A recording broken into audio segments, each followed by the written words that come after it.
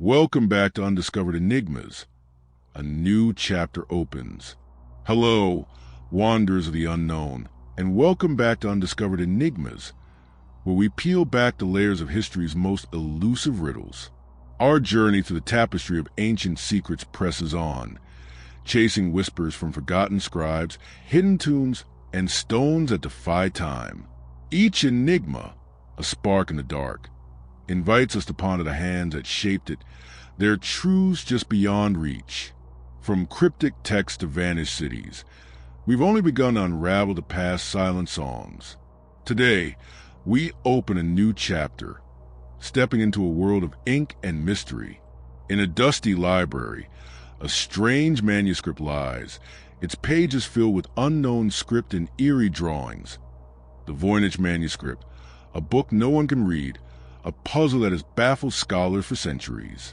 What secrets does it hold, and why does it resist all understanding? Let's turn its imagined pages and find out.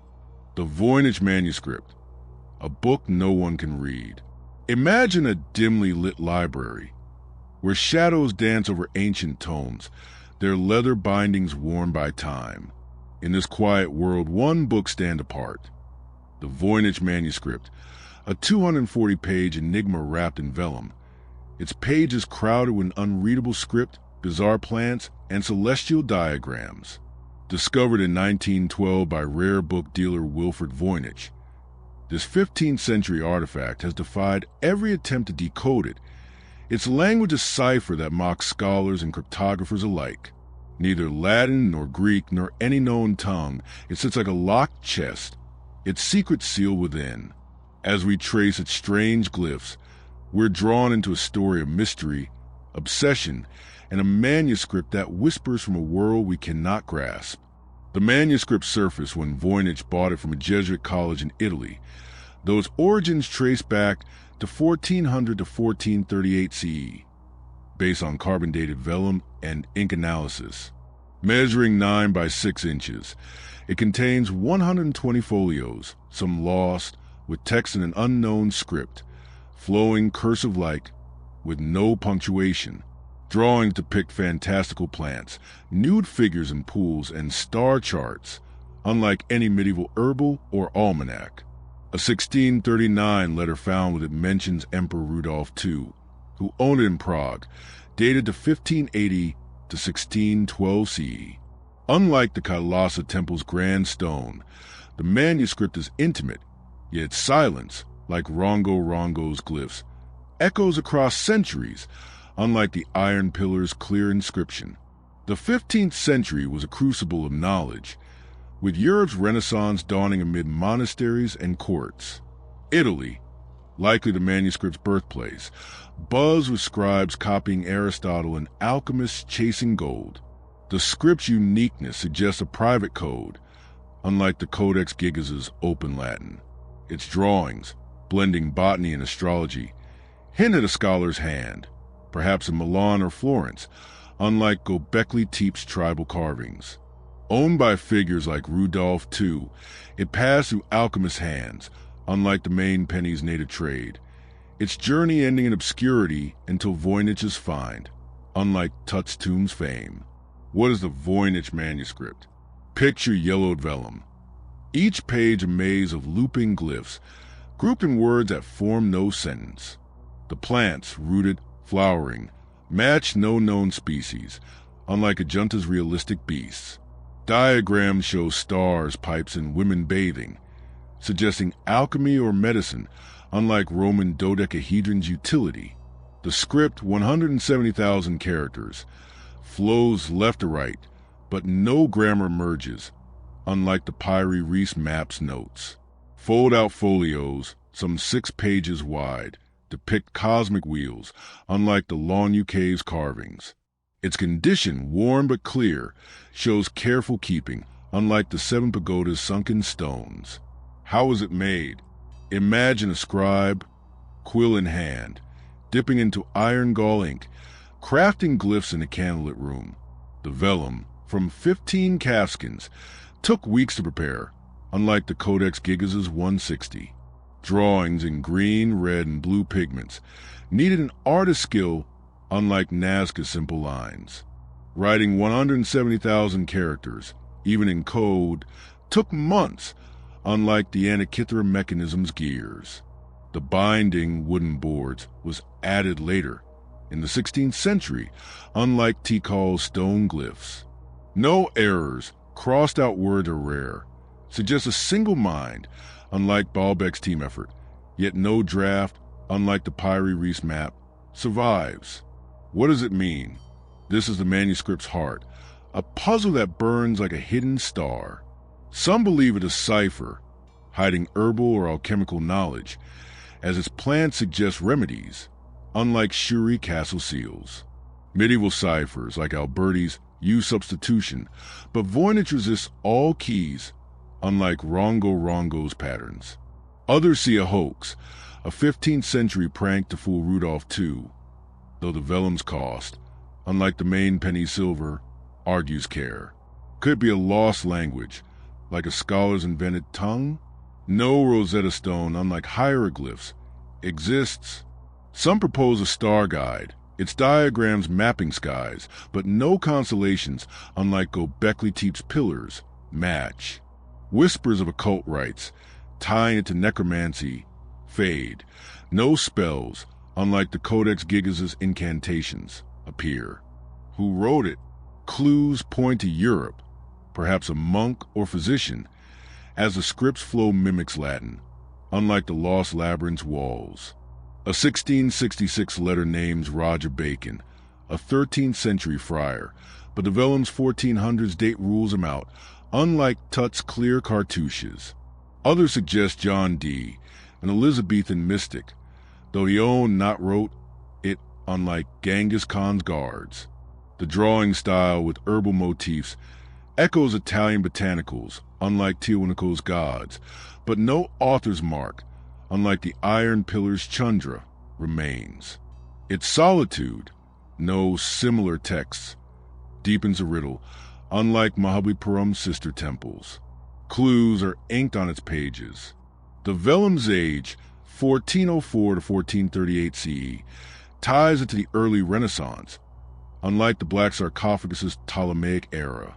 A zodiac diagram, with Pisces and Taurus, suggests astrology, unlike Roman dodecahedron's holes.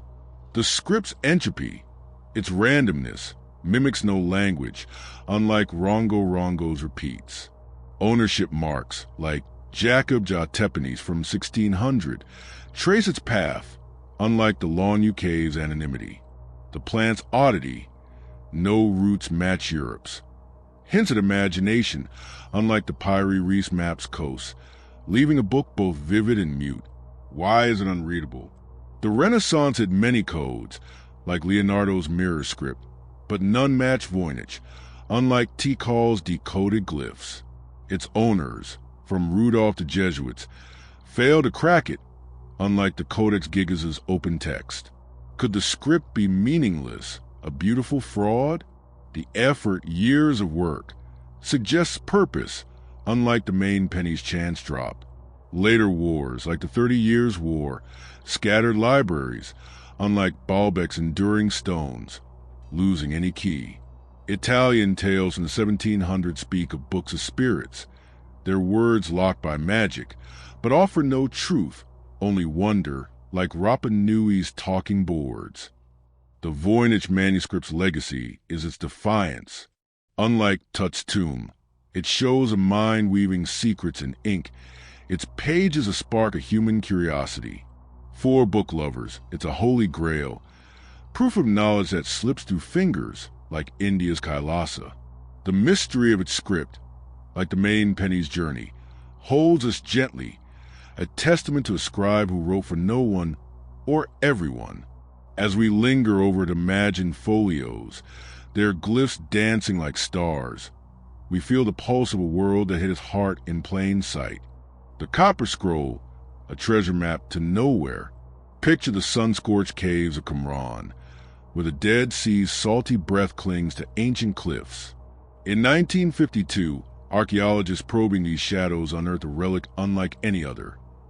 The copper scroll, a thin sheet of metal etched with cryptic directions to hidden treasures, gold, silver, and sacred vessels, buried in 64 secret places. Found among the Dead Sea Scrolls, this 1st century CE artifact, dated of 50 to 100 CE, reads like a treasure map, yet no hoard has ever been found.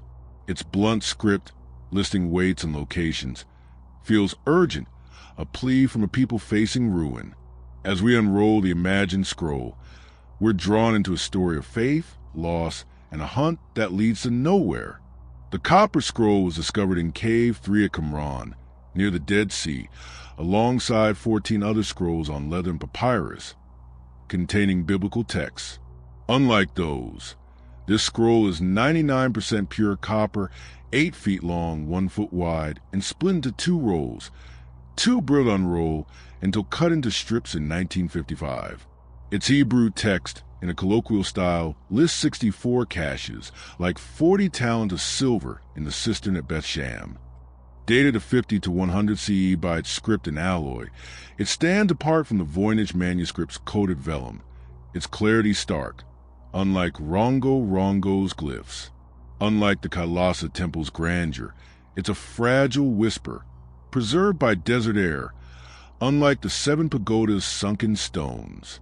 The Qumran of its time was a turbulent Judea, under Roman rule after the 63 BCE conquest. The Essenes, a Jewish sect, likely of the scrolls and caves as Jerusalem faced destruction in 70 CE.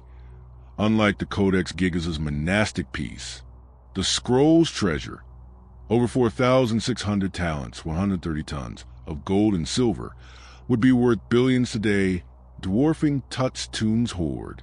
Unlike Göbekli Tepe's ancient rites, it reflects a crisis, perhaps tied to the first Jewish revolt, unlike the main penny's quiet trade.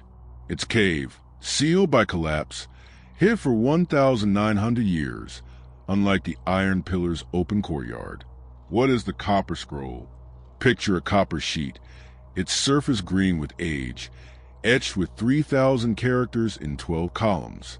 Each entry names a site, under the western wall of the fortress, with weights like 900 talents. Some mention vessels or tides, hinting at temple goods, unlike Roman dodecahedron's utility.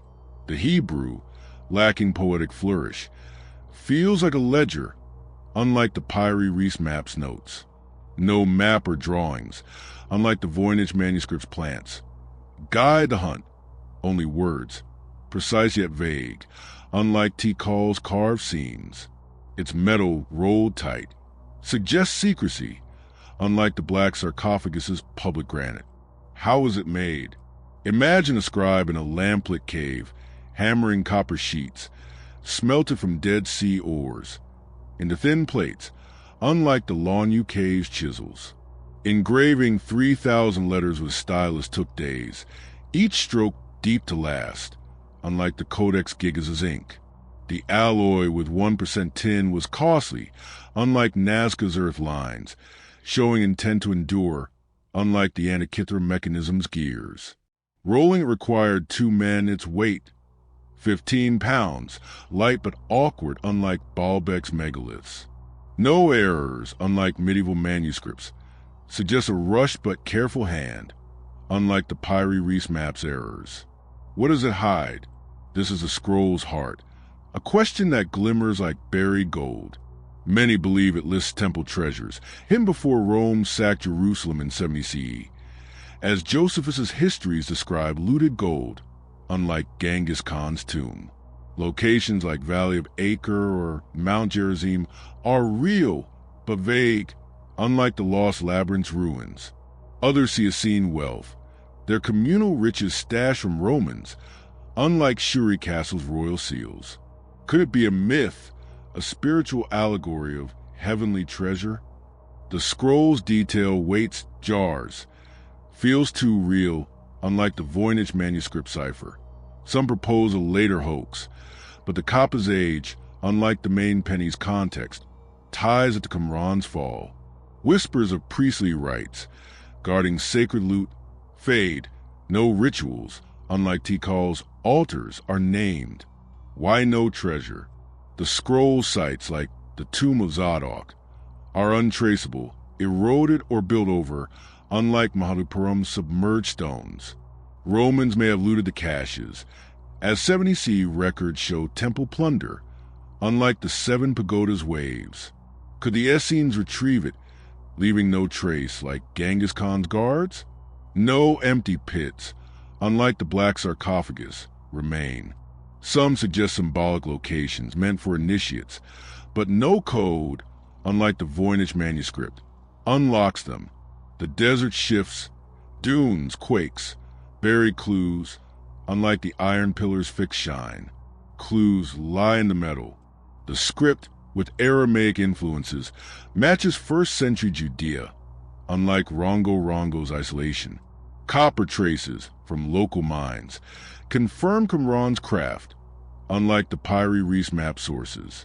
Other scrolls, like the War Scroll, mention treasures, but none so detailed, unlike Roman dodecahedron silence. A nearby cistern with 60 CE pottery fits one site, but no gold, unlike Tut's tomb, was found. The scrolls wear cracks, not cuts, shows age, unlike the Antikythera mechanism's corrosion. Why so mysterious? The Essenes vanish after 70 CE, their knowledge lost, unlike Tikal's glyphs. No other scroll, unlike the Codex Gigas, lists treasure, perhaps because it was secret, like the Voynich manuscript script. Roman conquest buried Judea's past, unlike Lalabella's faith, while later monks ignored Qumran, unlike Baalbek's reverence. Bedouin tales from the 1900s speak of metal books, hiding riches, but offer no map, only wonder, like Rapa Nui's talking boards. The Copper Scroll's legacy is its promise. Unlike the Lonyu caves, it shows a people guarding their soul in metal. Its lists a spark of defiance. For scholars, it's a tantalizing thread, proof of a lost fortune, like India's Kailasa. The mystery of its treasure, like the main penny's journey, holds us gently, a testament to hands that wrote a map to nowhere. Yet other enigmas call, their whispers rising from distant lands. On a Cretan hill, a clay disc lies. Its symbols a dance no one can follow. The Phaistos disc, a code from ancient Crete. Imagine standing on a sun-warmed hill in Crete, where olive groves sway and the ghosts of a lost civilization linger. In 1908, archaeologists digging the Minoan palace of Phaistos unearthed a small clay disc. Its surface is etched with 241 mysterious symbols spiraling inward like a secret dance. The Phaistos disc, crafted around 1700 BCE, bears a script unlike any other. Its 45 unique glyphs define translation for over a century. Neither Greek nor Egyptian, it speaks a language forgotten by time, a puzzle from the heart of the Bronze Age. As we trace its cryptic spirals, we're drawn into a story of ingenuity, mystery, and a code that guards its truth with silence. The disc was found in the storage room of the Phaistos Palace, buried under ash and debris, alongside Linear 8 tablets dated 1850 to 1600 BCE. Measuring 6 inches across, it's made of fired clay, with symbols stamped in 2 spiral bands, 122 on side A, 119 on side B. Each glyph, birds, axes, heads, ships, is pressed with seal, suggesting a printing technique unique for its era. Unlike the Copper Scroll's metal, the disc is fragile, its survival fluke, like the main penny silver. Unlike the Voynich manuscript vellum, it's a single artifact dated to 1700 BCE by nearby pottery. Its script a lone voice, unlike Tikal's many stelae. The Minoan Crete of its time was a maritime power, its palaces like Phaistos buzzing with trade in wine, bronze, and saffron. The Minoans, pre-Greek seafarers, used Linear A for accounts, but the disc scripts stand apart, unlike Rongo's glyphs. Likely made in southern Crete, it reflects a culture of art and ritual, unlike Göbekli Tepe's stark pillars. Found in a collapsed room, perhaps a scribe's archive, it escaped looters, unlike the black sarcophagus's urban pit. Its context, amid seal stones and cups, ties it to elites, unlike the Lawn UK's anonymity. Yet no other disc, unlike the Codex Gigas's peers, exists. What is the Phaistos disc? Picture a clay roundel, its surface a maze of tiny signs, a plumed head, a beehive, a cat. The 45 glyphs, repeating in clusters, form words separated by lines, suggesting text, unlike Roman dodecahedron's knobs. Side A spirals clockwise, B counterclockwise, a design unique to Crete, unlike the Pyri Reese Maps charts. The symbols, pressed not carved, imply mass production, unlike the Antikythera mechanism's gears. No grammar or vowels emerge, unlike linear A's partial sense, making a cipher, like the Voynich manuscript, but older, unlike Tut's clear hieroglyphs. How is it made? Imagine a Minoan artisan, kneading river clay, shaping a disc by hand, unlike the iron pillar's forge. Crafting 45 seals, each a tiny mold. Took a jeweler's skill, using bronze or bone, unlike Lalabella's chisels. Stamping 241 glyphs in wet clay required precision, unlike Nazca's broad lines. Firing it at 800 degrees Celsius hardened the disc, unlike the copper scroll's hammering. The spirals, drawn with a stylus, suggest planning, unlike the 7 pagoda's blocks. A single maker, perhaps a scribe priest, could finish it in days, unlike Kailas's decades, yet no workshop, unlike Baalbek's quarry, remains. What does it say? This is the disc's heart, a question that hums like a Cretan breeze. Some believe it a hymn, its glyphs chanting to a goddess, as Minoan seals depict rituals, unlike Shuri Castle's dragons. The spiral mimics sacred dances, but no music, unlike Rongo Rongo's chants, survives. Others see a record, trade, taxes, like linear A, though the glyphs match no accounts, unlike the Copper Scrolls lists. Could it be a game, a noble's toy? The seal's effort, unlike the main penny's mint, suggests weight. Some propose a star map, glyphs as constellations, but no skies, unlike Gobekli Tepe's pillars, align. Whispers of a lost script, from a pre-Minoan tribe, falter. No other texts, unlike the Pyri Reese map, exist. A hoax, crafted to fool, is unlikely. The clay's age holds true, unlike medieval fakes. Who made it? The disc style points to Phaistos, perhaps a palace scribe, as nearby seals share its flair, unlike Genghis Khan's hidden tomb.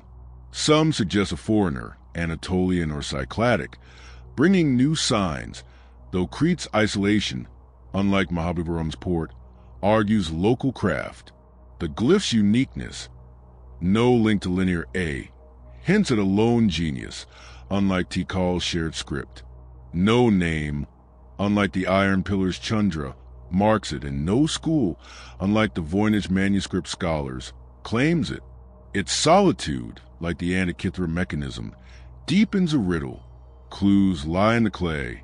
The disc's context with 1600 BC pottery ties it to Minoan Peak, unlike the Lawn UK's vague era. A nearby tablet, with one shared glyph ahead, hints at a script family, unlike Roman dodecahedron's variety. The seals were suggest reuse, unlike the Copper Scroll single etch.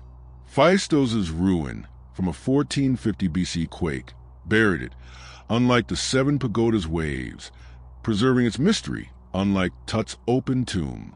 The glyph's order, with repeats, feels like language, unlike the Voynich manuscript's chaos. Why unreadable? The Minoans fall by 1100 BCE. To Mycenaeans, erase their tongue, unlike Tikal's glyphs.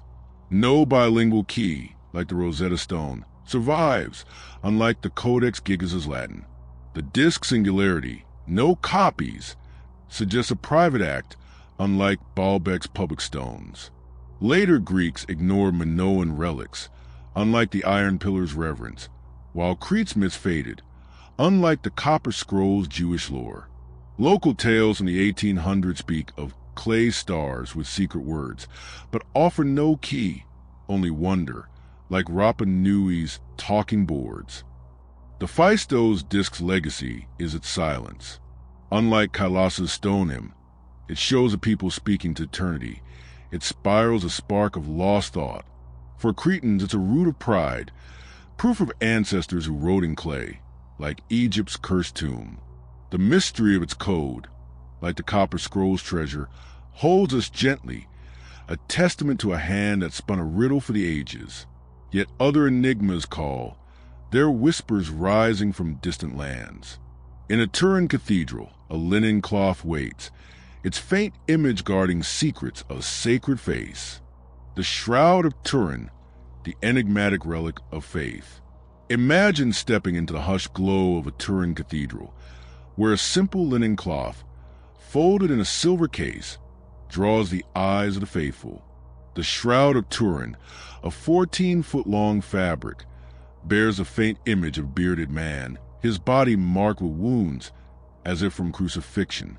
Revered by many as the burial cloth of Jesus Christ, this relic, first documented in 1354 CE, stirs hearts and minds, its origins a tangle of faith and mystery.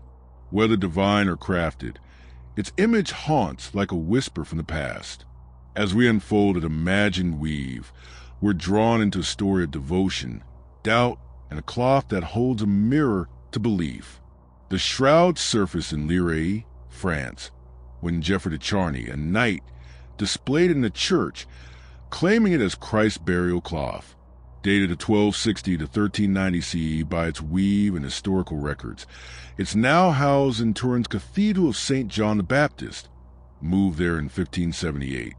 The linen, 14.3 by 3.7 feet, shows a double image, front and back, of a man with bloodstains and scourge marks, unlike the Phaistos disc's clay glyphs. Unlike the Copper Scrolls metal, it's delicate, preserved in a climate-controlled case, unlike the Voynich manuscript's sturdy vellum. Its first record, a 1357 bishop's note, calls it a painted relic, yet its image defies easy explanation, unlike Tikal's clear carvings.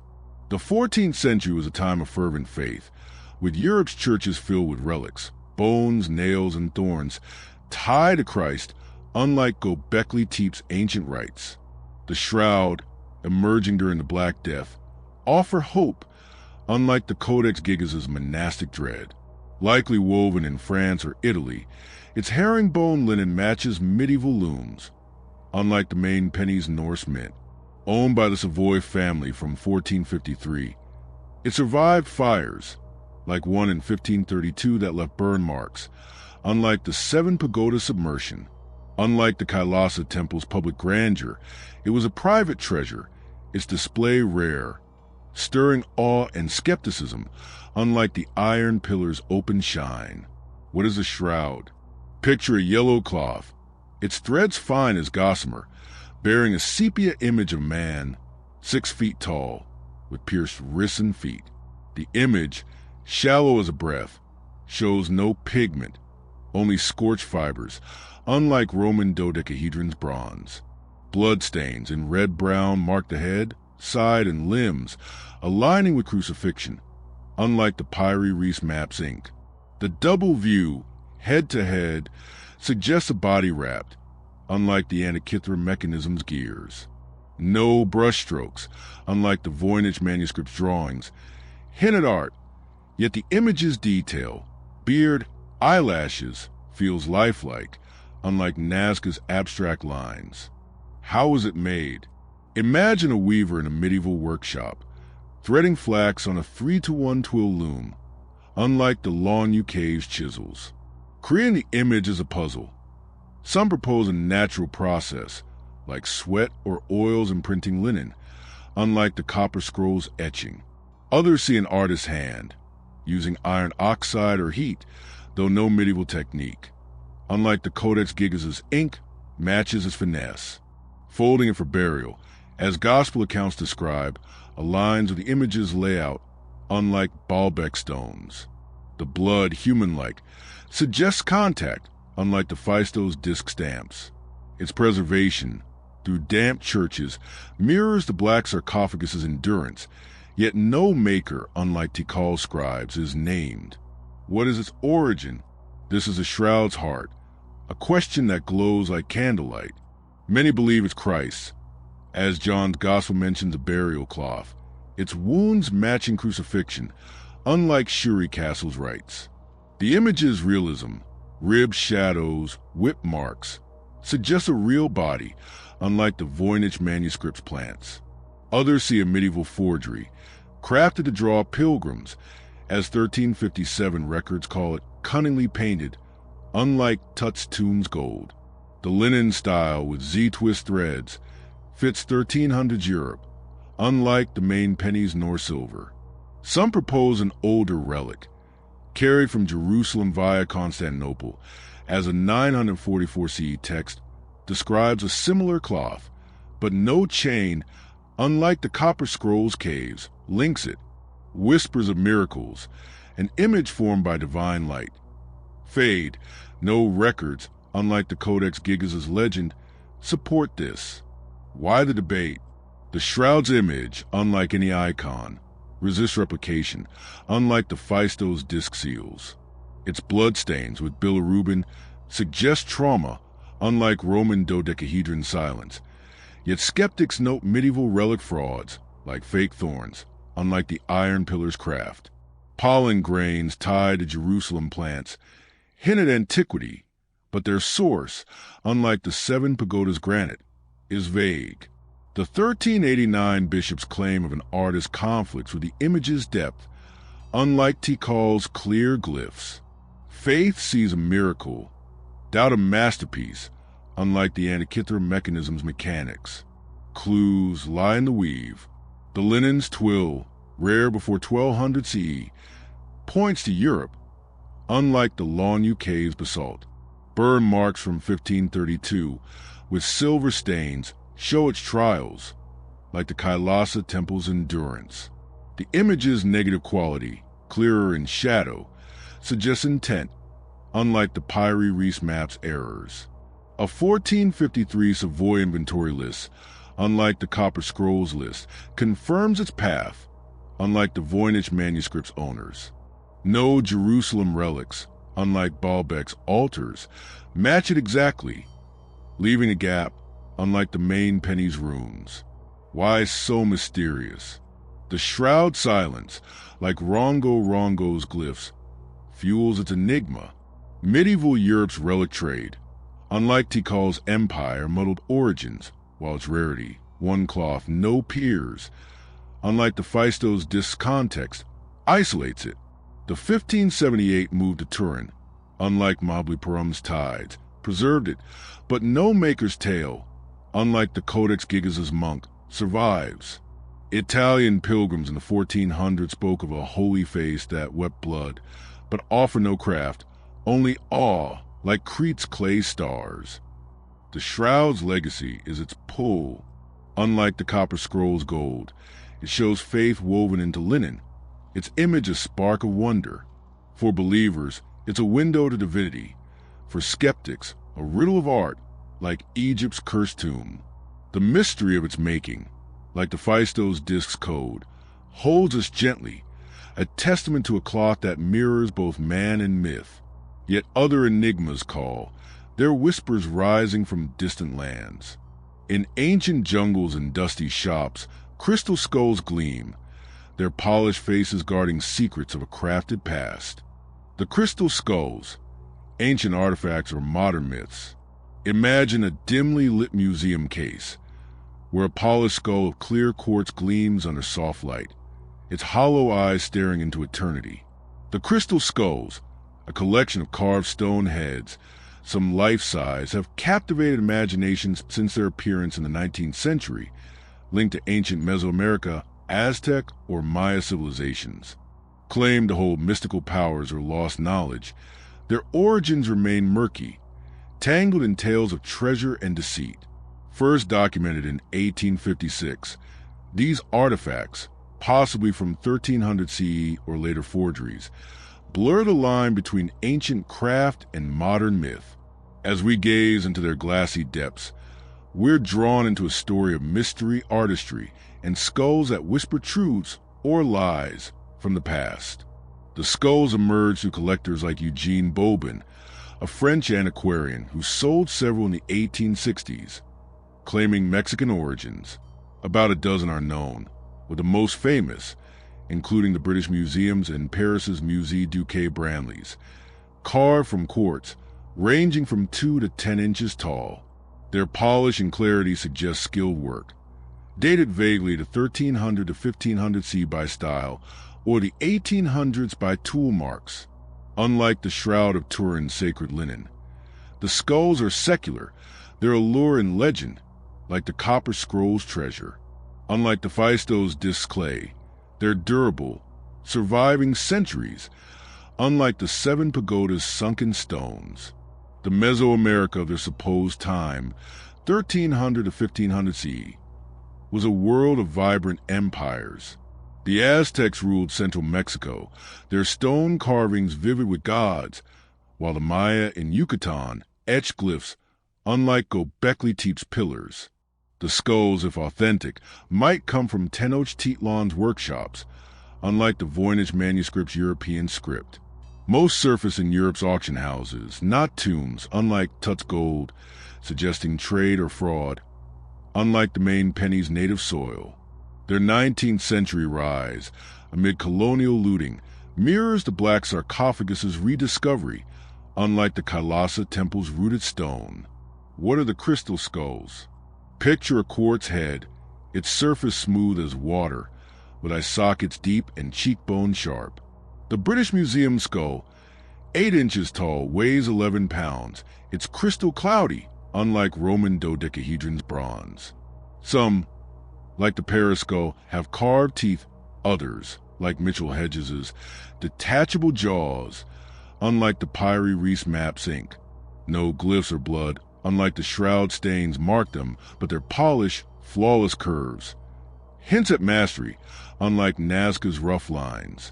Their size varies, from fist size to human scale, unlike the Phaistos disc single form, each unique, like the Antikythera mechanism's gears. How were they made? Imagine a carver in a dusty workshop, grinding quartz with obsidian tools, unlike the iron pillar's forge. Shaping a skull, harder than steel, took years, using sand and water for polish, unlike the Copper Scroll's hammer. If 19th century diamond drills, unavailable to Aztecs, cut them, unlike Lalabella's chisels.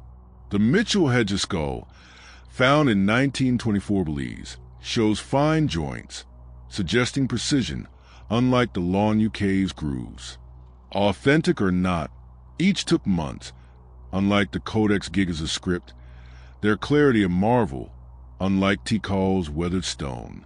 What are they? This is a skull's heart, a question that glimmers like their facets.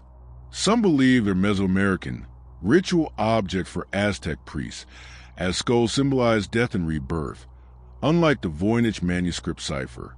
Their lack of context, no graves, unlike Tut's tomb, weakens this, unlike the main penny site. Others see colonial forgeries, crafted in Europe or Mexico to feed relic hunger, like 1860s Aztec fakes. Unlike the shroud's faith, the British skull's tool marks, possibly from 1800s wheels, suggested Oberstein, Germany, unlike the Pyrie Reese map's vellum. Some propose mystical relics, holding ancient wisdom, but no powers, unlike the Copper Scroll's gold manifest. Whispers of alien craft, tying them to Maya gods, fade. No etchings, unlike Göbekli Tepe stars, support this. Why the myth? The skull's allure grew in the 1900s when occultists like F.A. Mitchell Hedges claimed his skull, found in Lebanton, channeled voices, unlike the Phaistos disc silence. No dig records, unlike Baalbek's quarry, back this, suggesting a tale spun for fame, unlike the 7 pagodas lore. Their crystal, rare in Mesoamerica, fed stories of lost tribes, unlike the iron pillar's iron. The Aztecs carved quartz, but none so large, unlike Tikal's stele, leaving a gap, like the Voynich manuscript script. Clues lie in the stone. The Paris Skulls quartz, from Madagascar, wasn't traded to Mexico in 1300 CE, unlike the copper scrolls' local copper. The British skull's polish, with microscopic scratches, points to 1800s tools, unlike the shroud weave. No Mesoamerican skull, unlike the main penny's coin, was found in situ, only markets, unlike Mahabalipuram's temples. Bobin's records from 1881 Paris list crystal heads, but no origin, unlike the Antikythera mechanism's wreck. The Mitchell Hedges skull, bought at a 1943 auction, lacks provenance, unlike the Pyrie Reese Maps owners. Why so mysterious?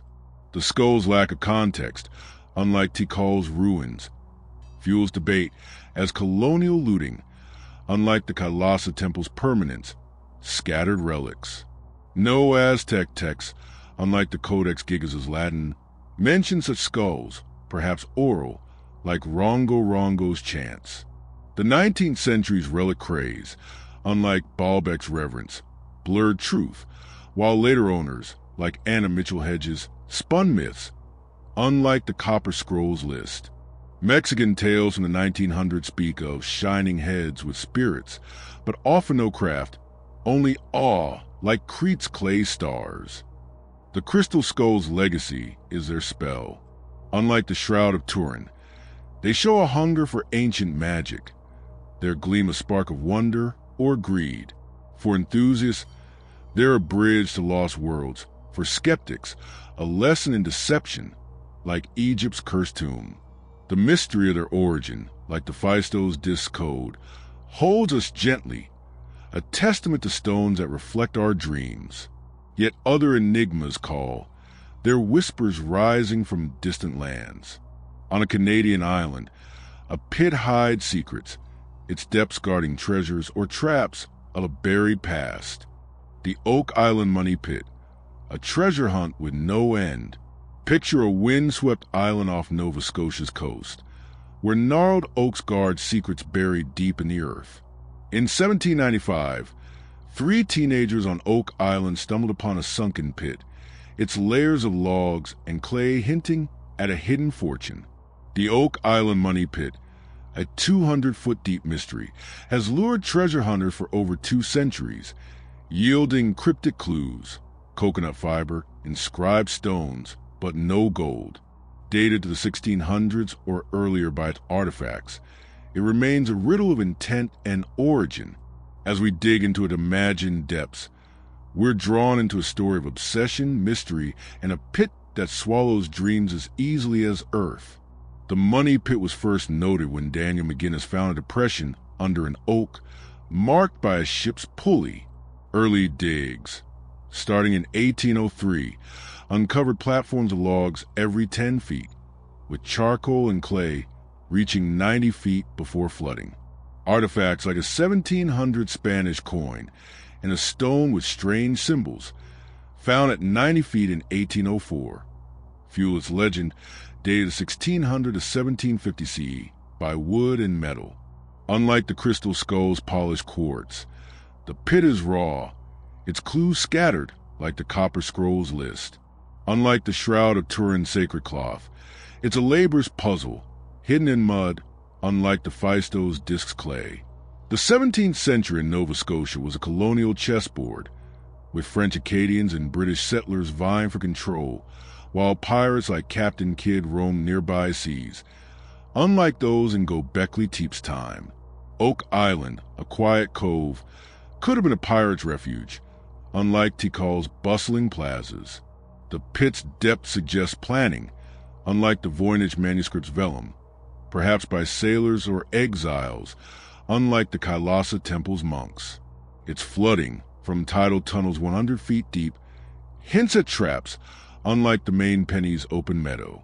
Unlike Tut's tomb, it holds no tomb, only whispers of wealth, like Genghis Khan's lost hoard. What is the Money Pit? Picture a shaft, 13 feet wide, lined with spruce logs, its walls damp and crumbling. At 30 feet, diggers found coconut fiber, 4 into Canada, from the Caribbean, dated to 1600 CE, unlike Roman dodecahedron bronze. A stone slab at 90 feet, etched with symbols later lost, seemed a cipher saying 40 feet below, 2 million pounds, unlike the Pyrie Reese maps charts. Flood tunnels linked to the sea blocked deeper digs, unlike the Long UK's dry halls. No treasure, only tools, coins, and a sheepskin scrap emerges, unlike the Copper Scrolls promise. How was it built? Imagine sailors in 1650 wielding axes to fell oaks, digging with iron shovels, unlike the Iron Pillar's forge. Layering logs every 10 feet, they packed clay to seal water, unlike the Phaistos disc firing. Excavating 200 feet, moving 1,000 tons of earth, took months, unlike the Codex Gigas' quill. Flood tunnels, 500 feet long, needed precise slopes, unlike Nazca's lines, suggesting engineers, unlike the 7 pagodas masons. Hiding it with a pulley and sod required cunning, unlike Baalbek's open stones. What's down there? This is the pit's heart, a question that burns like torchlight. Many believe pirate treasure, like Kidd's gold, buried in 1698, as his maps hint at eastern coves, unlike the shroud's faith. The coconut fiber, used in ship rigging, supports this, unlike the Voynich manuscript's plants. Others see Templar riches, fled from France in 1307, as knights sailed west, unlike the Copper Scrolls temple loot. The stone cipher, if real, points to wealth, but its loss, unlike the Phaistos discs glyphs, clouds truth. Some propose a decoy, a trap for looters, as no hoard, unlike Tut's gold, appears. Whispers of sacred relics, like the Holy Grail, fade. No crosses, unlike the shroud's wounds, remain. Who dug it? Pirates like Kidd or Blackbeard, active in the 1690s, are favorites, their crews skilled at hiding spoils, unlike Tikal's kings. The Templar theory ties to their 14th century voyages, but no records, unlike the Pyrie Reese map sources, confirm it. Spanish sailors, carrying Aztec gold in the 1600s, might have used the cove, unlike the Crystal Skull's market origins. The log's age, 1600 spruce, points to Europeans, unlike the main penny's Norse. No maker's mark, unlike the Iron Pillar script, names them, and the pit's solitude, unlike Kailas's caves, deepens a riddle. Clues lie in the dirt. A 1650 iron scissors, found at 60 feet, suggests colonial tools, unlike the Long UK bronze. Coconut fiber, dated to 1600, ties to tropical trade, unlike the shroud's linen. A 1704 Spanish coin, from 40 feet, hints at sailors, unlike the Voynich manuscript's owners. Flood tunnels mapped to Smith's Cove show intent, unlike the 7 pagodas tides. The stone symbols, sketched in 1860, resemble no code, unlike the Copper Scrolls Hebrew, leaving a ghost of a clue. Why no treasure? The pitch traps, flooding at 90 feet, suggest protection, unlike Baalbek's open quarry. Pirates may have reclaimed it, like Genghis Khan's guards, or storm-shifted it, unlike the Phaistos disc archive. The cipher stone, lost in 1912, might have held the key, unlike the Pyrie Reese maps notes. Later digs, collapsing shafts, buried traces, unlike the Crystal Skull's gleam. Nova Scotia tales from the 1800s speak of cursed gold under oaks, but often no map, only awe, like Crete's clay stars. Why so mysterious? The pit's depth, unlike Tikal's ruins, hides its truth, while early records, unlike the Codex Gigas' legend, are vague, lost in oral tales, like Rongo Rongo's chants. No group, unlike the Shroud's Savoys, claims it, and colonial wars buried its makers, unlike Mahabalipuram's Pallavas. The Hunt's failures, 6 deaths, no gold. fuel its legend, unlike the Copper Scrolls list. The Money Pit's legacy is its pull. Unlike the Crystal Skulls, it shows a chase for wealth that binds generations. Its depths a spark of hope or folly. For treasure hunters, it's a siren's call. For skeptics, a lesson in obsession, like Egypt's cursed tomb. The mystery of its hoard, like the Phaistos Discs code, holds us gently, a testament to a pit that guards at heart. Yet other enigmas call, their whispers rising from distant lands. In Peru's desert, giant lines stretch, their shapes a riddle drawn for unseen eyes. The Nazca lines, Earth's giant desert drawings. Imagine standing on a sun-scorched plain in southern Peru, where the desert stretches like a canvas under a relentless sky. Here, etched into the earth, sprawl the Nazca lines, vast geoglyphs of animals, plants, and shapes, some stretching half a mile, carved by the Nazca people between 500 BC and 500 CE. Discovered in the 1920s from the air, these 800 lines, 300 figures, and 70 biomorphs, hummingbirds, spiders, whales, form a gallery visible only from above, their purpose lost to time. Unlike the Oak Island Money Pit's hidden shafts, they lie open, a silent art for unseen eyes. As we trace their imagined outlines, we're drawn into a story of ritual, vision, and a desert that holds its secrets in the dust. The Nazca lines cover 190 square miles in the Nazca Desert, 250 miles south of Lima, created by removing dark pebbles to reveal pale soil beneath, dated to 500 BCE, 500 CE by pottery and wood stakes. Figures like a 300-foot condor or a 600-foot lizard, alongside spirals and trapezoids, survive thanks to the desert's dryness, unlike the 7 pagodas sunk in stones. Found by pilots in 1927, their scale stunned, unlike the Copper Scrolls buried metal. Unlike the Crystal Skulls crafted quartz, the lines are raw earth, their fragility preserved by windless air, unlike the Phaistos Discs fire clay. Carbon-dated stakes from 200 BCE mark their start, tying them to Nazca's peak, unlike the Shroud of Turin's medieval weave.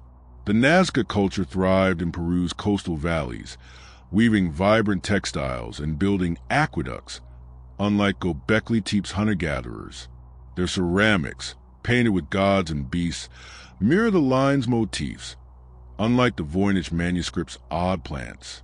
Living amid droughts, they worship mountain deities, unlike Tikal's jungle kings. The lines near ceremonial sites like Kawachi suggest sacred intent, unlike the Oak Island's pirate lore.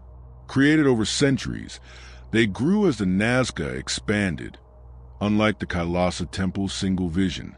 Unlike Tut's tomb, sealed in stone, they were public, yet their meaning, like Rongo's glyphs, faded with their maker's fall by 600 CE. The Nazca lines are shallow trenches, 4 to 6 inches deep, formed by clearing iron oxide pebbles, exposing gypsum-rich soil that hardens in rain. A 150-foot monkey with a coiled tail or a 1,200-foot trapezoid shows precision, stakes guiding straight edges, unlike Roman dodecahedron's knobs. The figures, visible only from hills or sky, span up to 900 feet, unlike the Pyrie Reese map's parchment. No tools remain but wooden posts, dated to 100 CE, mark endpoints, unlike the Antikythera mechanism's gears. The desert stability, with less than an inch of rain yearly, keeps them crisp, unlike the Lonyu Cave's damp walls. Their creation began with small team sweeping stones, using ropes and stakes for scale, unlike the iron pillar's forge. A single figure, like the 200-foot spider, took days, with 10 workers sketching for models, perhaps clay tokens, unlike the Codex Gigas' quill. Over 1,000 years, 800 miles of lines emerged, moving 500,000 tons of earth, less than Baalbek's megaliths but vast. Unlike the Phaistos Discs roundel, the process communal and slow, tied villages, unlike the Copper Scroll's secret etch. No central plan, unlike the Shroud's image, suggests local rites, each shape a prayer, unlike Nazca's own pottery precision. The lines likely served ritual purposes, tied to water and fertility, as Nazca's aqueducts fed arid farms, unlike the crystal skull's occult tales. Figures like a hummingbird or a tree may honor deities, their aerial view for sky gods, unlike the Shroud's earthly faith. Trapezoid, aligned to solstices, suggests calendars, as Kawachi's altars mark June's sun, unlike the Voynich manuscript stars. Some see pathways, walked in processions, as War on Earth near lines hints, unlike the Oak Island's traps. Others propose trade markers, guiding caravans, but no goods, unlike the main penny silver, remain. A few imagine star maps, shapes echoing Orion, but no glyphs, unlike the Pyrie Reese map, confirm this. Unlike Tut's curse, no malice clings. They're a gift of the heavens, like Kailas's stone hymn. Their endurance stems from the desert's calm, unlike Mahalupuram's tides, with no floods to blur them, unlike the 7 pagodas. The Nazcas collapsed by 600 CE, from drought or conquest, silenced their story, unlike Tikal's glyphs. No texts, unlike the Codex Gigas, explain them, perhaps oral, like Rongo Rongo's chants. Later cultures, like the Inca, ignored them, unlike the Iron Pillar's reverence, while colonial looters missed their scale, unlike the Crystal Skull's markets. The line's vastness, only clear from above, hid them until flight, unlike the Copper Scroll's caves. Fragments offer insight. Pottery from 200 BCE, with bird motifs, matches the line style, unlike the Phaistos disc seals.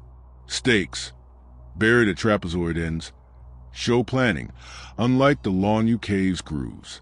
Kawachi's adobe pyramids, dated to 100 CE, linked to rituals, unlike Baalbek's altars. A 400 CE figurine, showing a star-like shape, echoes a geoglyph, unlike the Shroud blood. No human remains, unlike Tut's mummy, tied directly, leaving the lines alone, like the Antikythera mechanism's wreck. The mystery persists because the Nazca left no script, unlike Tikal's records, their knowledge lost to time, like Genghis Khan's tomb. The line's purpose, visible only from above, baffles, unlike the Oak Island cipher stone. Spanish chronicles in the 1500s note desert marks for gods, but lack detail, unlike the Pyrie Reese map's notes. Local tales told in Nazca's villages speak of earth song for rain, but offer no craft, only wonder, like Crete's clay stars. The Nazca line's legacy is their gaze upward. Unlike the money pit's greed, they show a people speaking to the sky. Their shapes a spark of reverence. For Peruvians, they're a root of pride, proof of ancestors who drew for eternity, like Egypt's cursed tomb. The enigma of their intent, like the Phaistos disc code, holds us gently, a testament to a desert that became a canvas. Yet other enigmas call, their whispers rising from distant lands. In Arizona's canyons, a carved stone lies, its symbols a riddle from a forgotten hand. Hien Teotihuacan, the Antelope Canyon carving, a hidden message in stone. Imagine wandering through the sinuous sandstone walls of Arizona's Antelope Canyon, where sunlight dances on sculpted rock, revealing secrets carved by ancient hands. In a narrow passage, discovered in the 1970s, lies the Antelope Canyon carving, a panel of petroglyphs etched into the canyon's smooth surface, depicting spirals, human figures, and cryptic symbols. Created by the ancestral Puebloans or Navajo, dated to 1000 to 1300 CE, these carvings whisper of rituals or stories lost to time. Unlike the Nazca line's vast desert canvas, this intimate artwork hides in shadow, its meaning as elusive as the canyon's curves. As we trace its imagined lines, we're drawn into a tale of mystery, faith, and a message etched for eternity. The carving was found in Upper Antelope Canyon, a slot canyon near Page, Arizona, by Navajo guides, etched 20 feet up a sheer wall. Spanning 6 feet, it includes 12 spirals, 8 human-like figures, and 15 abstract shapes, dated to 1000 to 1300 CE by nearby pottery and charcoal. Unlike the Oak Island money pit's buried logs, it's exposed, vulnerable to floods, like the 7 pagodas' ruins. Unlike the crystal skull's gleaming quartz, it's raw sandstone. Its lines shallow but clear, like the Physto's disc glyphs. Unlike the Shroud of Turin's sacred cloth, it's a silent marker, tied to the desert's first peoples, unlike the Copper Scroll's metal. The Antelope Canyon region in 1200 CE was home to the ancestral Puebloans, who built cliff dwellings like Mesa Verde, and early Navajo, nomadic hunters, unlike the Nazca's farmers. Their rock art, found across the Southwest, depicted hunts and spirits, unlike Tikal's royal stele. The canyon, sacred to the Navajo, was a ritual site, unlike Göbekli Tepe's ancient rings. The carvings near a burial site with 1100 CE beads suggest ceremony, unlike the Voynich manuscript cipher. Unlike the Kailasa temple's grandeur, they're modest, carved by a small band, unlike the iron pillars forge. The Antelope Canyon carving features spirals, some 2 feet wide, swirling like galaxies, alongside stick-figure humans with raised arms, perhaps shamans, unlike Roman dodecahedron's knobs. Abstract shapes, zigzags, grids. The panel, unlike the Pyrie Reese map's coasts, etched with flint or obsidian. The lines are 0.5 inches deep, weathered but sharp, unlike the Antikythera mechanism's gears. The panel's height, unreachable without scaffolds, suggests intent, unlike the Longview Cave's accessible walls. Its placement, where light strikes at noon, hints at purpose, unlike the Codex Gigas' vellum. The creation involved a lone carver or small group, perched on wooden ladders, scraping sandstone with stone tools, unlike the Nazca line-swept pebbles.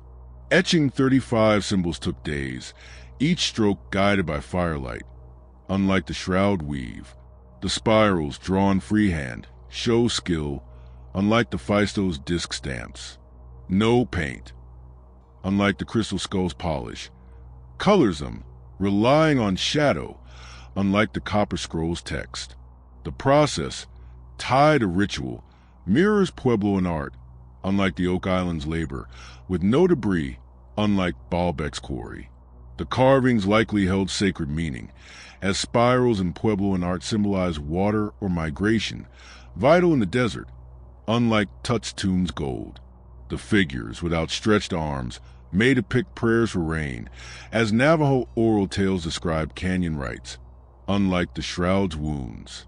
Grids could mark time, tracking solstices, as nearby sites show alignments, unlike the Voynich manuscript stars. Some see a map, guiding to springs, but no locations, unlike the Copper Scroll's caves, match. Others suggest clan symbols, like Hopi petroglyphs, but no duplicates, unlike the Nazca Line's birds, exist.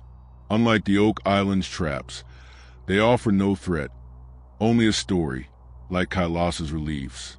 Their survival owes to the canyon's seclusion, flash flood sparing the high panel, unlike Mahabalipuram's tides. The Puebloans' dispersal by 1300 CE, from drought, erased their lore, unlike Tikal's glyphs. No texts, unlike the Codex Gigas, record their intent, perhaps oral, like Rongo Rongo's chants. Spanish settlers in the 1700s ignored the canyon, unlike the Iron Pillar's reverence, while Navajo kept it sacred, unlike the Crystal Skull's markets. The carving's hidden spot, unlike the Nazca Line's open plain, shielded them until the 1970s. Unlike the Physto's disc archive, clues rest in the stone. Charcoal from a 1200 CE hearth nearby ties to the Navajo, unlike the Longview Cave's bronze. A spiral matches one at Chaco Canyon, dated 1000 CE, suggesting shared symbols, unlike the shroud's blood. Pottery shards, with zigzag patterns, echo the panel's grids, unlike the copper scroll script. The panel's light play, glowing at solstice, hints at ritual, unlike the Oak Island's coins. No tools, unlike Baalbek's chisels, remain, leaving the carvings alone, like the Antikythera mechanism's wreck.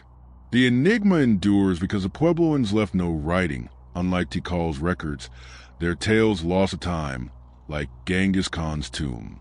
The symbol's meaning, tied to a vanished faith, eludes, unlike the Nazca line scale. Navajo stories from the 1800s speak of stone prayers for water, but lack detail, unlike the Pyrie Reese map's notes.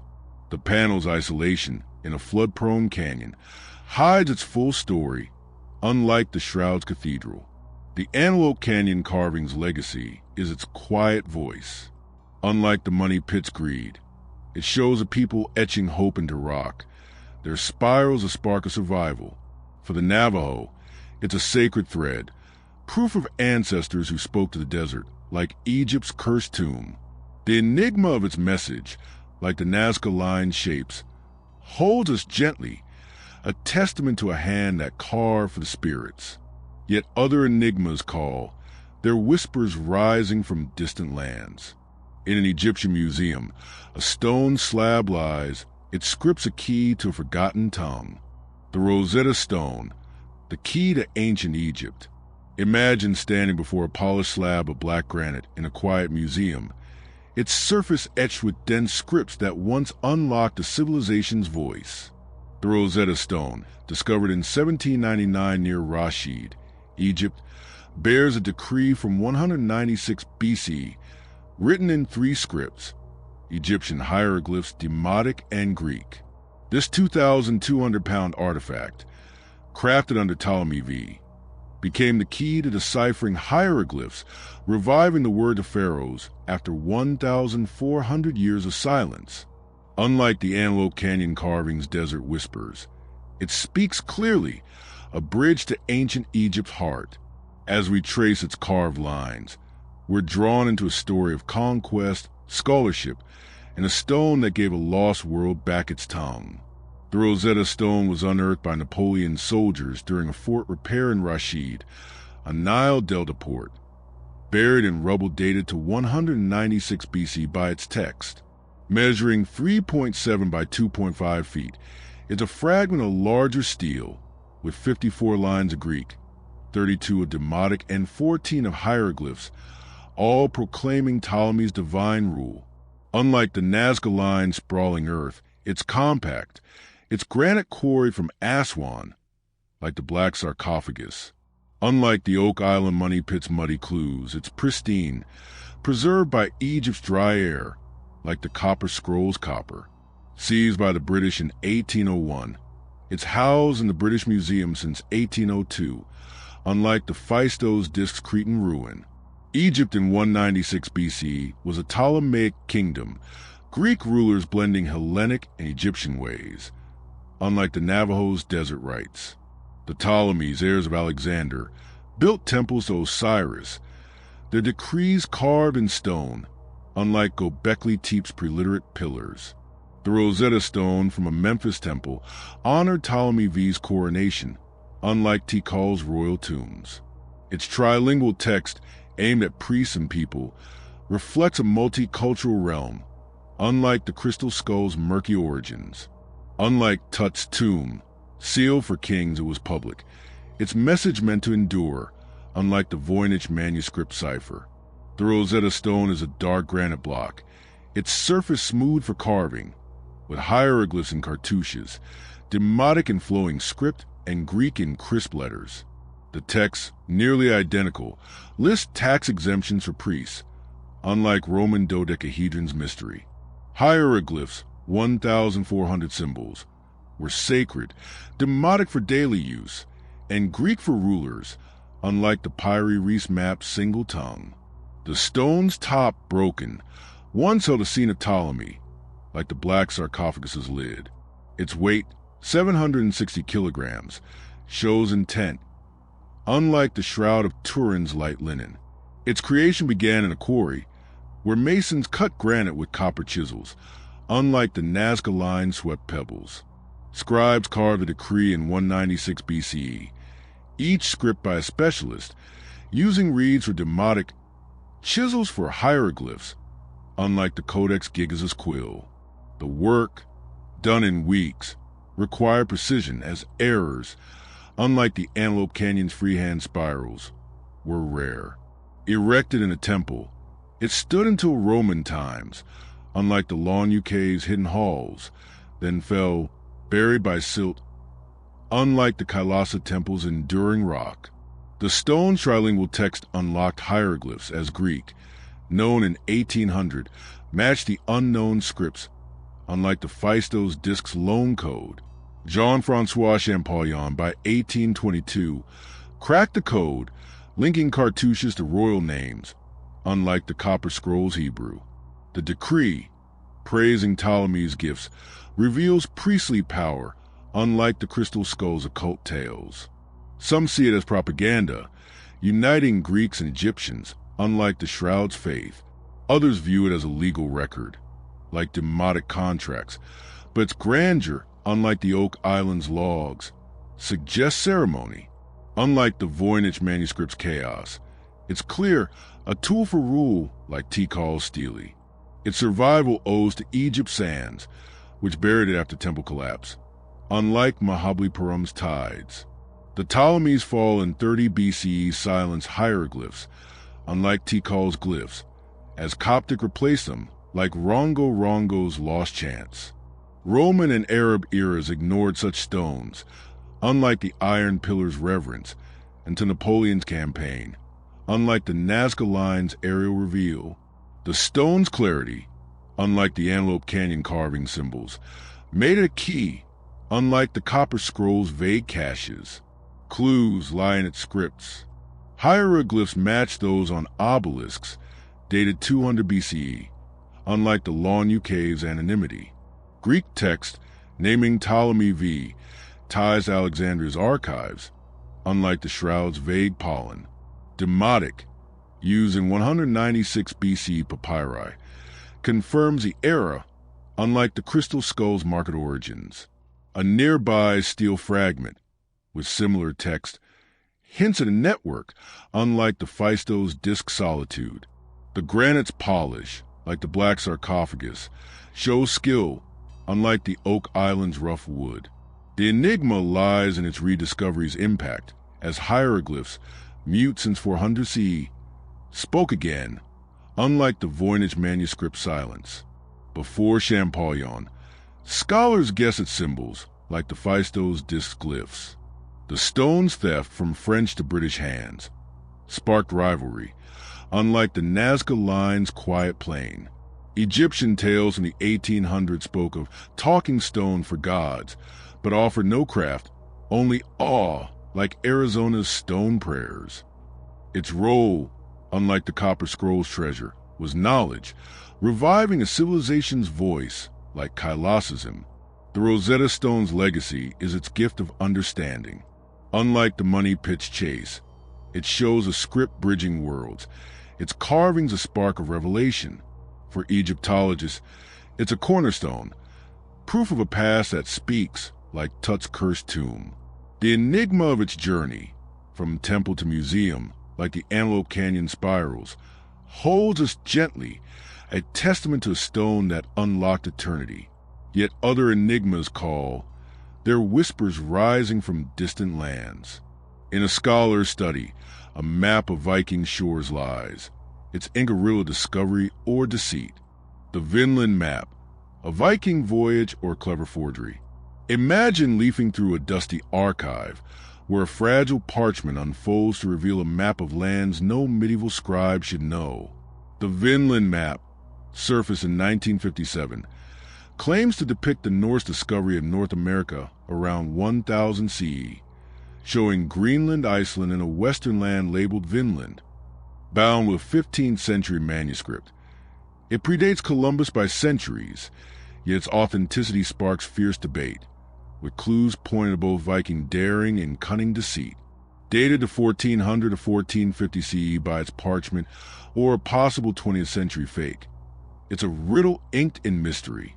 As we trace its faded shores, we're drawn into a tale of exploration, scholarship, and a map that challenges history's edges. The Vinland map emerged when dealer Lawrence Witten bought it in Geneva, paired with a manuscript. Tartar relation dated to 1440 CE by its script. The map, 11 by 16 inches, is drawn on vellum, showing Europe, Africa, Asia, and a western Vinlanda insula, with Greenland's outline eerily accurate. Announced by Yale in 1965. It's stunned, unlike the Rosetta Stone's clear scripts. Unlike the Antelope Canyon carvings rock, it's delicate, its ink flaking, like the Voynich manuscript's pages. Unlike the Nazca Line's vast earth, it's intimate, yet its origins, tied to a Swiss collection, blur. Unlike the Copper Scrolls Qumran cave, the 15th century was a time of expanding horizons, with European scribes charting known worlds, unlike the ancestral Puebloans' desert rites. Norse sagas, like the saga of the Greenlanders, told of Leif Erikson's 1000 CE voyage of Vinland, a land of vines, matching Newfoundland's Lanza UX meadows, unlike Göbekli Tepe stones. The map, if genuine, reflects monkish learning, perhaps in Basel, unlike Tikal's glyphs. Its vellum, dated to 1434 CE by Associated Texts, suggests a copy of a Norse original, unlike the Crystal Skull's market origins. Unlike Tut's tomb, it's a scholar's work, not royal. It stakes in history, not gold, like the main penny silver. The Vinland map is a single vellum sheet, its black ink tracing jagged coasts, with Latin captions like Vinlanda Insula Bjarne Ruperta, found by Bjarne. Greenland's shape, with fjords, outshines medieval maps, unlike Roman dodecahedron's mystery. A wormhole pattern matches its manuscript, suggesting a 1400s binding, unlike the Pyrie Reis map's loose folios. The ink, uneven, shows no corrections, unlike the Codex Gigas' errors.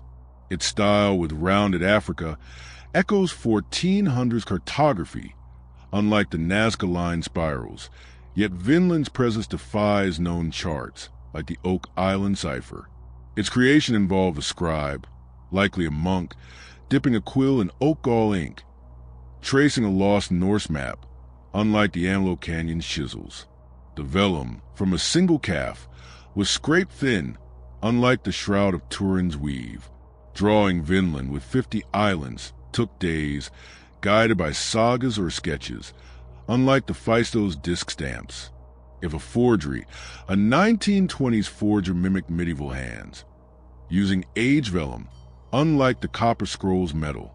The map's fold, splitting Vinland, shows where, unlike the Longnu Cave's polish, suggesting centuries of use, unlike the Crystal Skull's gleam. The map's claim rests on Vinland, described in sagas as a fertile coast, matching Lanza UX Meadows' 1000 CE Norse site.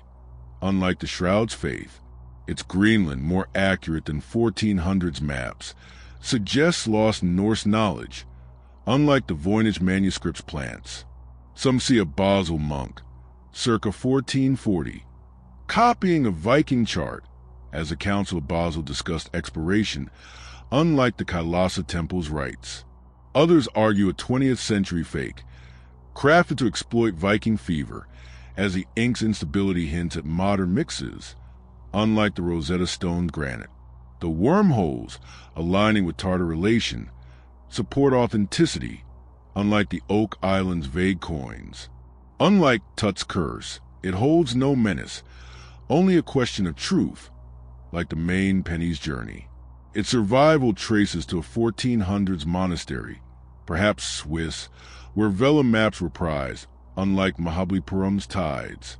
The Norse legacy, fading after 1400, left few charts, unlike Tikal's stele, as Greenland's colonies died, like Rongo scribes.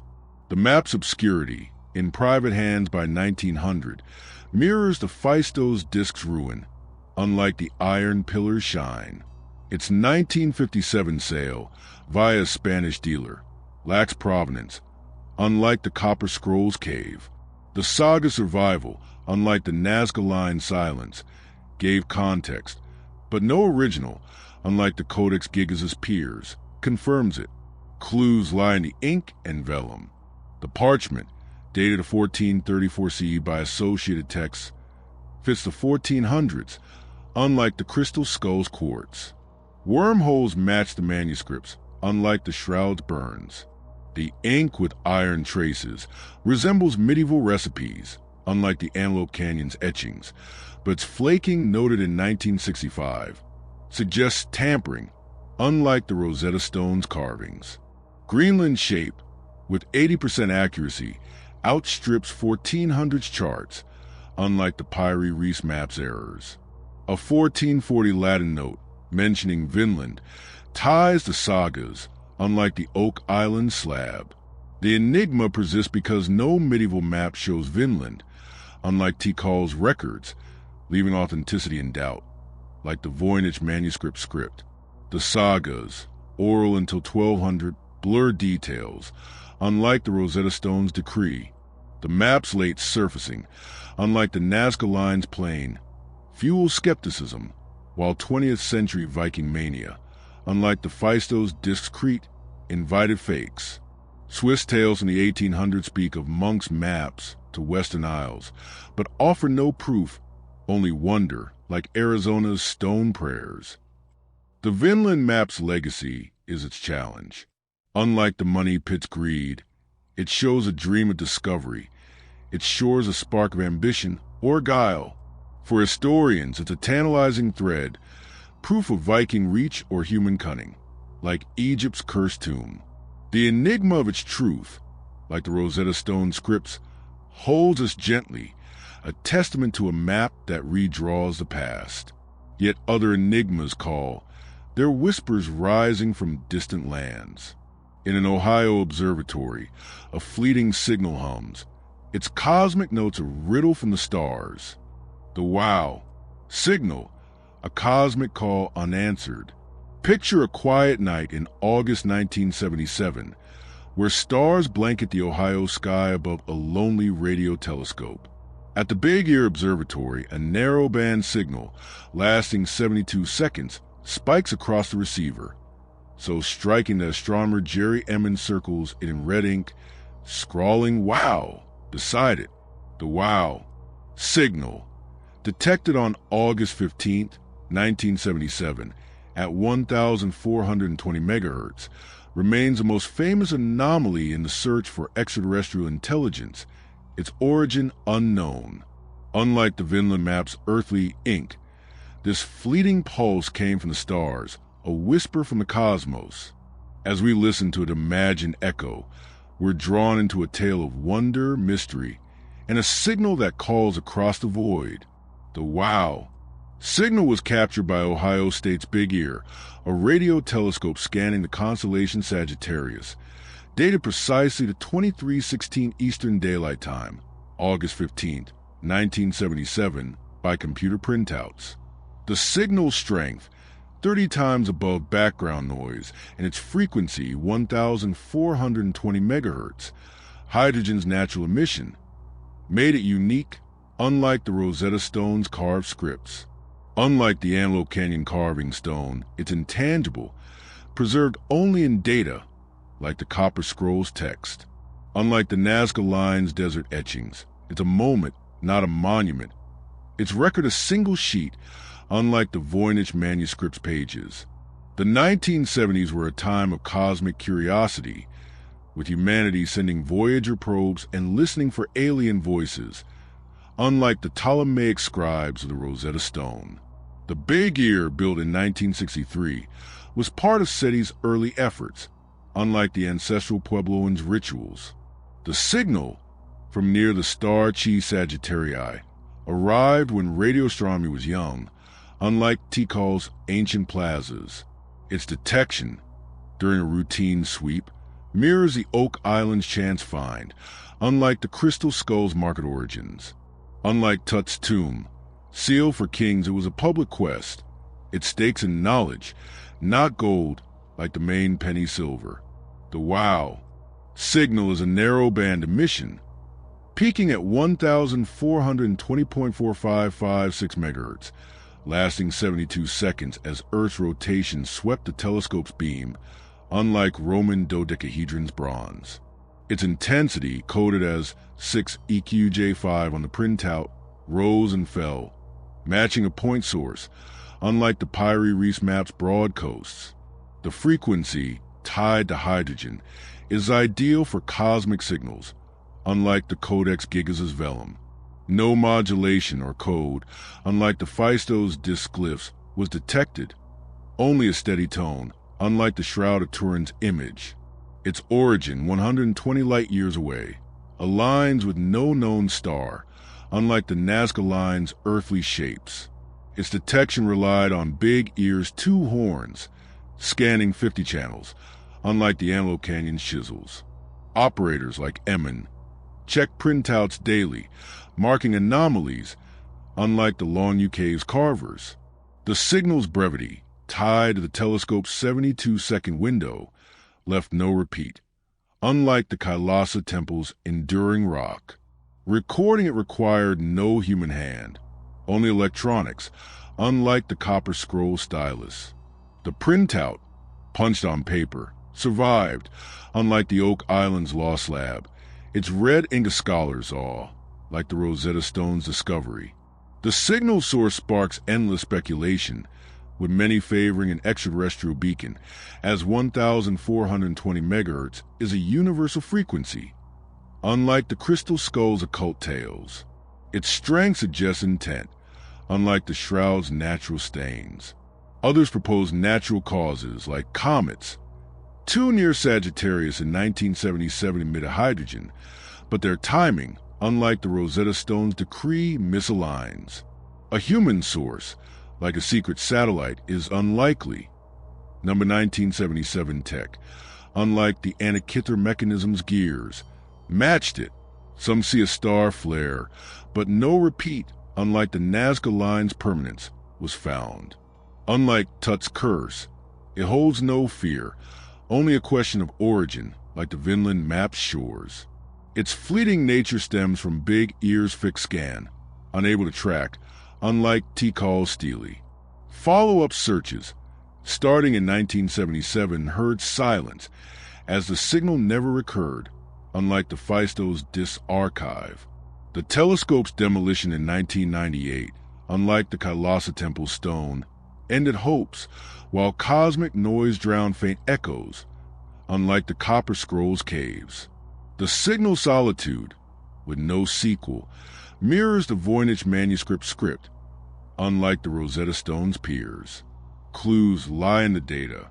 The frequency, 1,420 MHz, matches no earthly broadcast, unlike the Oak Island's coins. The signal's curve, a Gaussian peak, fits a distant point, unlike the Nazca Line sprawl. Sagittarius, with no habitable planets known, offers no home, unlike the Shroud's Jerusalem. A 1977 log, noting clear skies, rules out interference, unlike the Crystal Skull scratches. The printout's codes, unlike the Pyre Reese map's Latin, are raw, a machine's voice, like the Antelope Canyon silent spirals. The enigma endures because no second signal came, unlike Tikal's glyphs, leaving a lone note, like Rongo Rongo's chants. The 1970 SETI optimism, unlike the Vinland map's Viking sagas, amplified its fame, while later skepticism, unlike the Rosetta Stone's clarity, clouded it. Ohio locals in the 1980s spoke of star voices from Big Ear, but offered no proof, only wonder, like Arizona's stone prayers. Its legacy, unlike the money pit's greed, is a dream of contact, not wealth, like the main penny's journey. The wow signal's legacy is its fleeting hope, unlike the Vinland map's parchment. It shows humanity listening to the stars, its pulse a spark of possibility. For dreamers, it's a cosmic riddle. For skeptics, a quirk of chance, like Egypt's cursed tomb. The enigma of its source, like the Rosetta Stone scripts, holds us gently, a testament to a signal that sang once and fell silent. Yet other enigmas call, their whispers rising from distant lands. On the open Atlantic, a ship drifts empty, its crew vanish into a ghostly sea. The Mary Celeste, the ghost ship of the Atlantic. Imagine sailing the vast Atlantic, where waves churn under a gray sky, and a ship drift alone, its sails tattered but set, its crew gone without a trace. On December 4th, 1872, the British brig de Grazia spotted the Mary Celeste, an American merchant vessel, adrift 400 miles off the Azores. Boarded, it was eerily intact.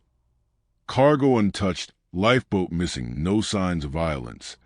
Yet its 10 souls, including Captain Benjamin Briggs, his wife, daughter, and 7 crew, had vanished. Dated 1872 by logs and records, this ghost ship remains a maritime enigma, its silence louder than any storm. As we step onto its imagined deck, we're drawn into a tale of mystery, loss, and a ship that sailed into legend. The Mary Celeste was found between the Azores and Portugal, its log last updated November 25th, 1872, noting rough seas. Built in 1861 in Nova Scotia, the 282-ton brigantine carried 1,701 barrels of alcohol from New York to Genoa. The De Grazia crew, led by Captain David Morehouse, noted a missing chronometer and papers, with water in the hold, but no damage, unlike the Oak Island money pit's flooded shafts. Unlike the Wow, Signal's cosmic pulse, it's a human puzzle. It's wood and canvas preserved in reports, like the Rosetta Stone's granite. Unlike the Nazca Line's desert art, it's a fleeting scene, adrift until salvaged, unlike the Voynich manuscript's vellum. The 1870s were a peak of sail, with merchant ships crisscrossing oceans, unlike the stargazing of the Wow. Signal's era.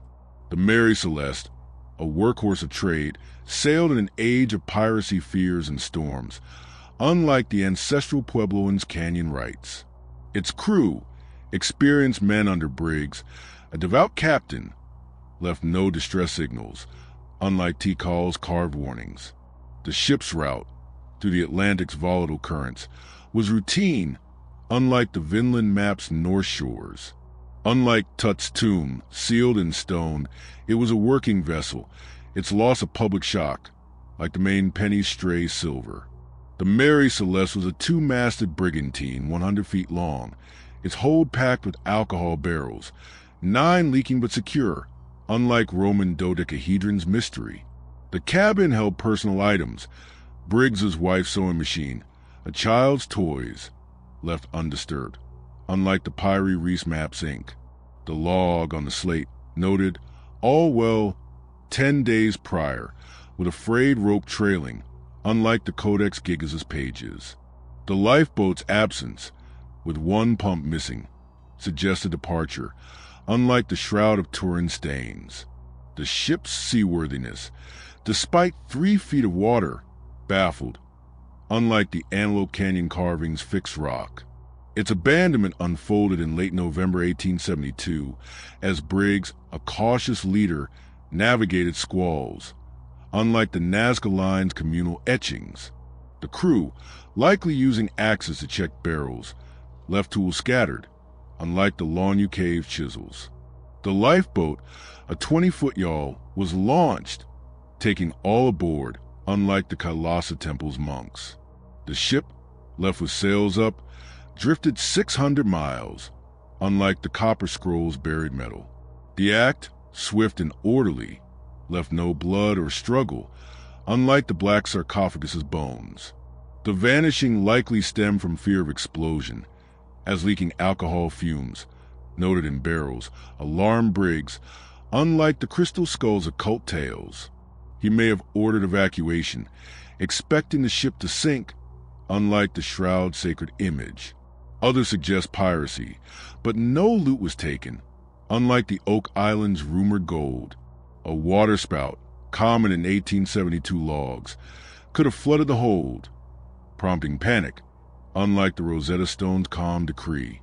Some proposed mutiny, but Briggs's trusted crew, unlike the Phaistos Disc's lone scribe, showed loyalty. A few imagined kidnapping by Dei Grazia for salvage, but no evidence, unlike the Vinland Maps Inc., supports this. Unlike Tut's curse, no supernatural hand fits, only human choice, like the main pennies trade. The ship's survival owes to its sturdy oak hull, drifting intact until found, unlike Mahabalipuram's tides. The crew's fate, in an open lifeboat, likely ended in storms as no trace, unlike Tikal's glyphs, surfaced. Maritime records, unlike Rongo Rongo's chants, note no wreck, while 1870s inquiries, unlike the Iron Pillar's reverence, found no foul play. The Mary Celeste sailed again until 1885, unlike the Nazca Line's permanence, its story growing in papers, like the Wow, signals fame. Clues rest in the details. The log's last entry, from 37 degrees north, 25 degrees west, matches the Azores, unlike the Lonu Cave's anonymity. A 1872 barrel sample with ethanol traces confirms leaks, unlike the shroud's blood. The missing chronometer, vital for navigation, suggests haste, unlike the crystal skull's polish. The Dei Grazia's report, filed in Gibraltar, notes no violence, unlike the Copper Scroll's treasure. The rope 100 feet long hints at a tethered lifeboat, unlike the Rosetta Stone scripts. The enigma persists because no bodies or boat were found, unlike Tikal's tombs, leaving only absence, like the Wow. Signal silence. The 1870s maritime risks, unlike the Vinland Map sagas, offer no clear cause, while sensational tales, like Conan Doyle's 1884 story, muddle truth, unlike the Rosetta Stone's clarity. Sailors' yarns in the 1900s spoke of cursed brigs, loss of waves, but offered no facts, only awe, like Arizona's stone prayers. The Mary Celeste legacy is its haunting void. Unlike the money pit's greed, it shows a moment of human fear. Its empty deck's a spark of wonder. For mariners, it's a cautionary tale. For dreamers, a riddle of fate, like Egypt's cursed tomb. The enigma of its crew, like the Rosetta Stone scripts, holds us gently, a testament to a ship that sailed beyond its men. Yet other enigmas call, their whispers rising from distant lands. On an Australian beach, a body lies, its pocket holding a cryptic note to nowhere. The Tamam case, the mystery of the Somerton man. Imagine strolling along Somerton Beach in Adelaide, Australia, where the morning tide laps gently, and a man lies slumped against a seawall, his lifeless form unnoticed by passers-by. On December 1st, 1948, this unidentified stranger, known as the Somerton Man, was found dead, dressed in a suit with no signs of violence, only a cryptic scrap of paper in his pocket reading Tamam Shud, torn from a Persian poetry book. Dated to 1948 by police reports, his identity and cause of death remain unsolved, a puzzle wrapped in post-war shadows. Unlike the Mary Celeste's empty decks, this is a solitary enigma, a single life lost to silence. As we unfolded imagined clues, we're drawn into a tale of secrecy, codes, and a man who vanished into his own story.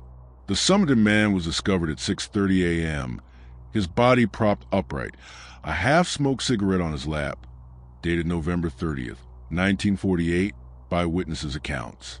A 40 to 45-year-old male, 5 feet 11 inches, well-built. He carried no wallet, only a train ticket to Henley Beach, a bus ticket, and the Tamam Shud note, meaning ended in Persian, from the Rabaid of Omar Khayyam. A suitcase, left at Adelaide Station, held closed with labels cut out, unlike the Mary Celeste log. Unlike the Wow, signals cosmic trace. It's a human riddle, preserving coroner's notes, like the Rosetta Stone scripts. Unlike the Nazca Line's desert art, it's fleeting, tied to a moment like the Vinland map's vellum. Adelaide in 1948 was a quiet city, rebuilding after World War II, with Cold War tension stirring espionage fears. Unlike the 1870s maritime bustle of the Mary Celeste, immigrants and veterans mingled, their identities fluid, unlike the ancestral Puebloans' rooted clans. The Somerton man, found near a naval base, appeared out of place, his polished shoes clean, unlike Tikal's jungle kings. His death, during a time of coded cables and spies, sparked suspicion, unlike the Antelope Canyon carvings' rituals. Unlike Tut's tomb, sealed for royalty, he was a commoner, his anonymity a public mystery, like the Maine penny silver. The Somerton man's possessions paint a sparse portrait, a comb, gum, and matches with a tam-am should scrap, 2 by 1 inches, hidden in a fob pocket, unlike Roman dodecahedron's bronze. The suitcase, unclaimed, held a stenciling brush and thread, suggesting a sailor or tailor, unlike the Pyrie Reese map's ink. A Rubaiyat book, found months later in a car, matched the scrap, its back page bearing a handwritten code. 5 lines of letters, indecipherable, unlike the Codex Gigas' Latin. His body, with no wounds, showed signs of poisoning, unlike the Shroud of Turin's marks, yet no toxin was confirmed, like the Phaistos disc glyphs. His death unfolded on November 30th, 1948, as he sat on the beach, perhaps after a train ride, his tickets unused, unlike the Nazca Line's communal etchings. The poison, possibly digitalis, stopped his heart, leaving no trace, unlike the Longview Cave's chisels. The Rubaiyat, tossed into a car, linked to a nurse, Jestin, whose name was in the book, unlike the Kailasa Temple's reliefs.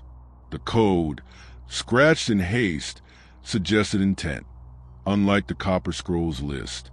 The act, silent and solitary, left no struggle, unlike the black sarcophagus's bones.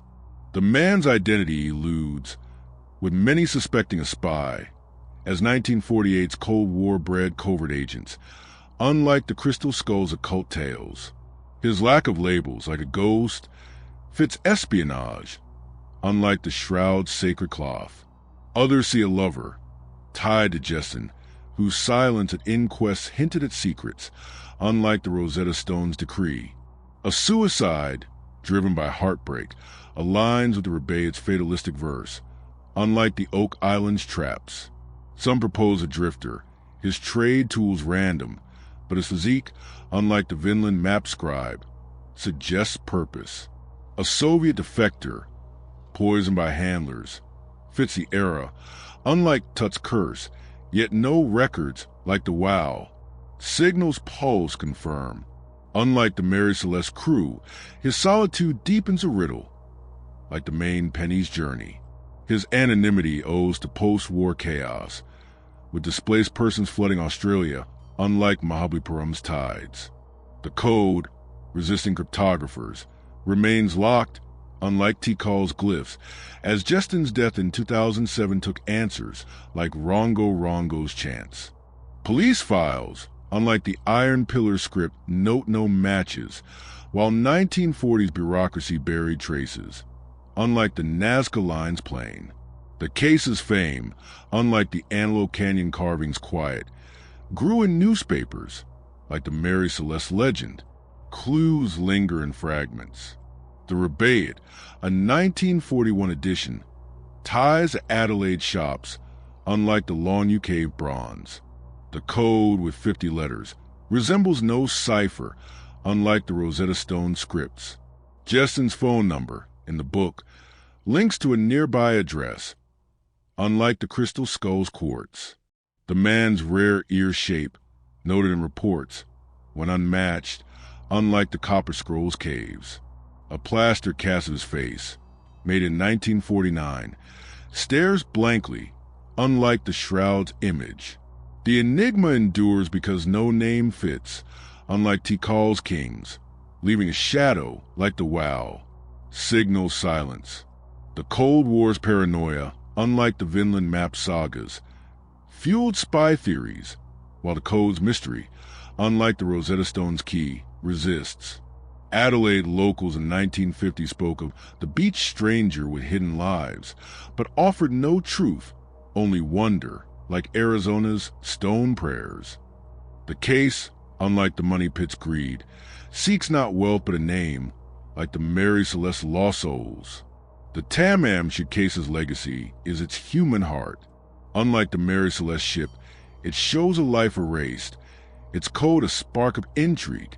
For sleuths, it's a puzzle unsolved. For romantics, a tale of lost love, like Egypt's cursed tomb. The enigma of his name, like the Rosetta Stone scripts, holds us gently, a testament to a man who died a cipher. Yet other enigmas call, their whispers rising from distant lands. In a Siberian pass, 9 hikers lie frozen, their deaths a riddle carved in snow. The Dyatlov Pass incident, death in the Siberian snow. Imagine a frozen slope in Russia's Ural Mountains, where wind howls through snow-laden pines, and 9 young hikers lie dead, their camp torn apart under a moonless sky. In February 1959, the Dyatlov Pass incident claimed the lives of a Soviet trekking group, led by Igor Dyatlov, found weeks later in bizarre circumstances. Some barefoot, others with crushed bones, one missing a tongue, all far from their tent. Dated to February 1st to 2nd, 1959, by diaries and rescue reports. This tragedy remains a chilling enigma, its truth buried in ice. Unlike the Tamam Case's lone stranger, this is a collective loss, a group erased in the wild. As we tread their imagined path, we're drawn into a tale of survival, terror, and a past that guards its secrets. The incident occurred on Kolotsyakul, or Dead Mountain, in the northern Urals, where a group, mostly students from Ural Polytechnical Institute, vanished during a ski trek. Found between February 26 and May 1959, their bodies lay scattered, some in a ravine, others near a cedar tree, dated by a diary entry of February 1st, 1959, noting a blizzard. Their tent, slashed from within, held gear but no people, unlike the Mary Celeste abandoned ship. Unlike the WoW, Signal's cosmic pulse, it's a human tragedy, preserved in Soviet files, like the Rosetta Stone's granite. Unlike the Nazca Line's desert art, it's a fleeting disaster, its clues frozen like the Vinland map's ink. The Soviet Union in 1959 was a Cold War fortress, with youth embracing rugged adventure to prove resilience, unlike the 1948 paranoia of the Tamam Case. The hikers, aged 20 to 38, were skilled, their route a test for a Category 3 certification, unlike the ancestral Puebloans' canyon rites. The Urals, remote and brutal, were a Soviet frontier, unlike Tikal's jungles. The incident near a Mansi tribe village stirred local fears, unlike the Antelope Canyon carving's sacred calm. Unlike Tut's tomb, sealed for kings, this was a public quest, its horror and national shock, like the Mary Celeste crew. The Dyatlov group's camp was a single tent, pitched on a 1-degree slope, with skis, boots, and food left behind, unlike Roman dodecahedron's bronze. Bodies, found 1 to 2 miles away, wore thin clothes, some in socks, one in a single shoe, despite minus 30 degrees Celsius cold, unlike the Pyrie Reese map's parchment. For had severe injuries, crushed ribs, skull fractures, yet no external wounds, unlike the Codex Gigas' vellum. A fire pit, with branches torn from a cedar, showed survival attempts, unlike the Shroud of Turin stains. A camera, with a final blurry frame, hinted at light in the sky, unlike the Tamam Case's code. The tragedy unfolded overnight as a blizzard hit, forcing the group to flee their tent, slashing it open, unlike the Nazca Line's etchings. They trekked downhill, some building a fire, others falling into a ravine, unlike the Longu Cave's chisels.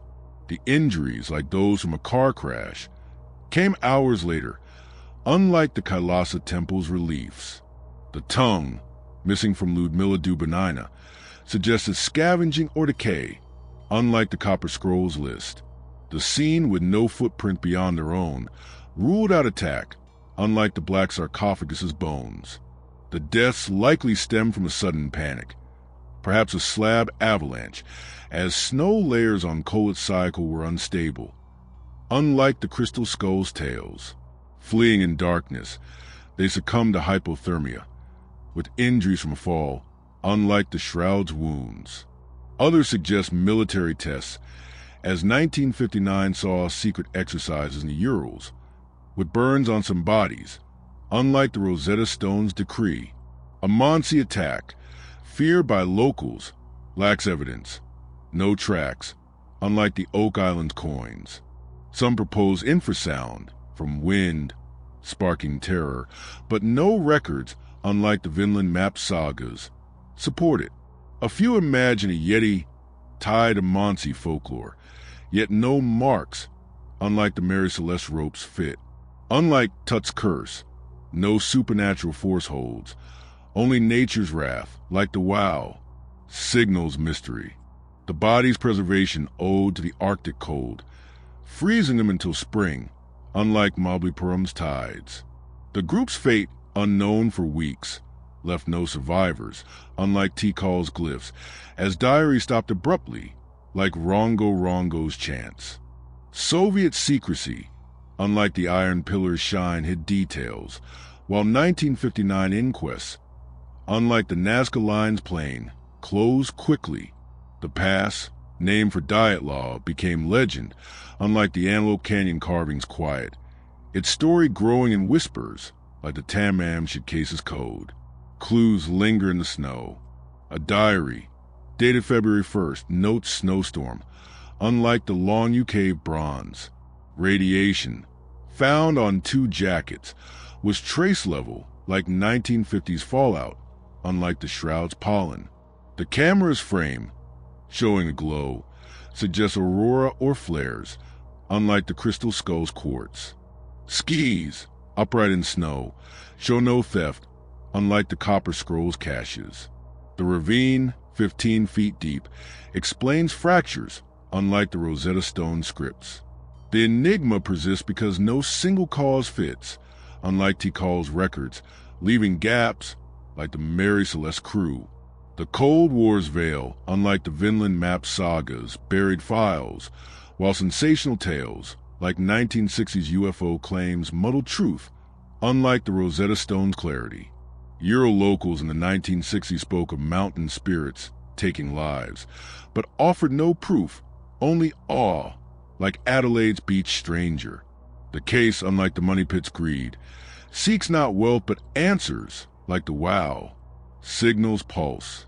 The diet law of past incidents' legacy is its frozen grief. Unlike the Tamam Shidkase's solitude, it shows a team lost to the wild. Its torn tend a spark of dread. For Russians, it's a wound of youth. For sleuths, a puzzle unsolved, like Egypt's cursed tomb.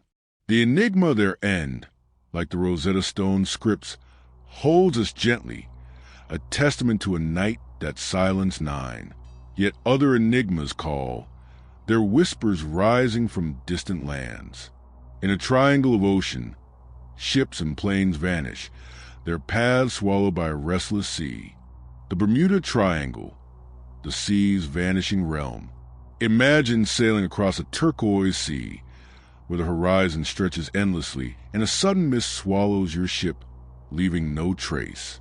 The Bermuda Triangle, a 500,000 square mile expanse between Miami, Bermuda, and San Juan, has claimed over 50 ships and 20 aircraft since the 1800s. Their fates unexplained. Known as the Devil's Triangle, its legend grew with the 1945 disappearance of Flight 19, a squadron of 5 U.S. Navy bombers, dated by logs to December 5, 1945. Unlike the diet law of past incidents' frozen tragedy, this is a maritime void, swallowing lives in calm waters. As we navigate imagined currents, we're drawn into a tale of mystery, loss, and a sea that keeps its secrets. The Bermuda Triangle's notoriety began with Flight 19, when 5 TBM Avenger bombers with 14 crew vanished during a training mission, followed by a rescue plane with 13 men, all lost, dated by radio logs to 1945. Other cases, like the Cyclops in 1918, a Navy ship with 309 aboard, cemented its fame, recorded in maritime logs from 1800 to 1970. Unlike the Tamam Shikase's lone body, it's a vast graveyard, its clues scattered across waves, like the Mary Celeste decks. Unlike the Wow, Signal's cosmic note, it's earthly, preserved in distress calls, like the Rosetta Stone scripts. Unlike the Nazca Line's desert art, it's intangible, a region defined by absence, like the Vinland map's shores. The 20th century was a time of maritime and aviation growth, with ships and planes crossing oceans, unlike the 1959 isolation of the Dyatlov Pass. The Triangle, a busy trade route, saw heavy traffic, unlike the ancestral Puebloans' canyons. Its waters, part of the Gulf Stream, carried goods and navies, unlike Tikal's jungles. The 1945 loss, during post-war optimism, shocked the U.S., unlike the Antelope Canyon carvings' quiet glyphs. Unlike Tut's tomb, sealed for kings, it was a public peril. Its vanishing's front-page news, like the Mary Celeste crew. The Bermuda Triangle spans a triangular zone, its points at Miami, Bermuda, and San Juan, covering 1.5 million square kilometers, unlike Roman dodecahedron's bronze. Flight 19/radio, at 4 p.m., reported compass failure, with no wreckage found, unlike the Pyrie Reese map's parchment. The Cyclops, 542 feet long, carried manganese ore, vanishing in March 1918. Its 309 crew silent, unlike the Codex Gigas' pages. Ships like the Marine Sulphur Queen in 1963 left oil slicks but no holes, unlike the Shroud of Turin's cloth. The sea, calm in most cases, offered no storms, unlike the Tamam Shikase's beach. The vanishings unfolded across decades, with Flight 19's pilots, led by Lieutenant Charles Taylor, fly into dusk, their radios fading, unlike the Nazca Line's etchings. The Cyclops, under Lieutenant Commander George Worley, sailed from Barbados, its coal bunkers full, unlike the Longview Cave chisels. Crews, often skilled, left no SOS, unlike the Kailasa Temple's reliefs. The triangle's pattern with no debris suggests sudden loss, unlike the Copper Scrolls list. The Marine Sulphur Queen's 39 men, gone in February 1963, left life jackets afloat, unlike the Dyatlov Pass's torn tent. The disappearances likely traced to natural forces, as the Gulf Stream's currents, swift at 5 knots, sweep wrecks away, unlike the Crystal Skull's tales. Compass errors from magnetic anomalies in the triangle disoriented Flight 19, unlike the Shroud stains. Others point to human error, as Taylor's novice crew misread stars, unlike the Rosetta Stone's decree. Rogue waves, rising 100 feet, could swallow ships like the Cyclops, unlike the Oak Island's traps. Some suggest gas hydrates, bubbling from the seabed. Sinking vessels, but number 1940's records, unlike the Vinland map sagas, confirm. A few imagine abductions tied to UFOs seen in 1945 logs, yet no craft, unlike the Mary Celeste ropes, remains. Unlike Tut's curse, no malice fits, only the sea's caprice, like the Wow, Signal's pulse. The Triangle's legend grew from sparse clues as no wreckage, unlike Tikal's glyphs anchored stories, like Rongo Rongo's chants. The 1918 loss of the Cyclops during World War I sparked naval reviews, unlike the Iron Pillar shine. Media, like Vincent Gaddis' 1964 article, named the Triangle, unlike the Nazca Line's plane. The 1970s books, unlike the Codex Gigas' legend, fueled myths, while naval logs, noting calm seas, offered no cause, like the Shroud's pollen. The triangle, unlike the Tamam-Shikase's code, became a cultural shadow, like the diet law passes snow. Clues float in fragments, like the marine sulfur Queen's debris, found 20 miles off Florida, dated 1963, unlike the Longview Cave bronze. Flight 19's last bearing, at 270 degrees, led to the Atlantic's depths, unlike the Rosetta Stone scripts. The Cyclops' radio, from March 4th, 1918, noted weatherfare, unlike the Crystal Skull's quartz. A 1945 Navy report, citing pilot error, closed Flight 19's case, but no planes, unlike the Copper Scrolls caves, surfaced, unlike the Vinland map's parchment. The triangle's waters, with 3,000 wrecks, hold no unique mark, unlike the Antelope Canyon carving spirals. The enigma persists because no single event explains all, like the Mary Celeste Void, unlike Tikal's Kings. The triangle's size, unlike the Vinland map sheet, dilutes patterns, while 20th century navigation risks, unlike the Rosetta Stone's clarity, cloud truth. Sailors' tales from the 1950s spoke of hungry seas, eating ships, but offered no proof, only awe, like Adelaide's beach stranger. The triangle, unlike the money pit's greed, seeks not wealth but answers, like the wow. Signals note, the Bermuda Triangle's legacy is its restless pull. Unlike the diet law passes frozen grief, it shows a sea claiming lives, its waves a spark of dread. For mariners, it's a warning. For dreamers, a riddle of the deep, like Egypt's cursed tomb. The enigma of its losses, like the Rosetta Stone scripts, holds us gently, a testament to waters that erase without trace. Yet other enigmas call, their whispers rising from distant lands. In a Scottish loch, a shadow stirs, its ripples hiding a creature of myth, the Loch Ness Monster, Scotland's elusive legend. Imagine standing on the misty shores of Loch Ness, where dark waters ripple under Scotland's brooding hills, and a shadow glides just beneath the surface. The Loch Ness Monster, affectionately called Nessie, has haunted this highland loch since a 1933 sighting sparked global fascination, though tales trace back to 565 CE.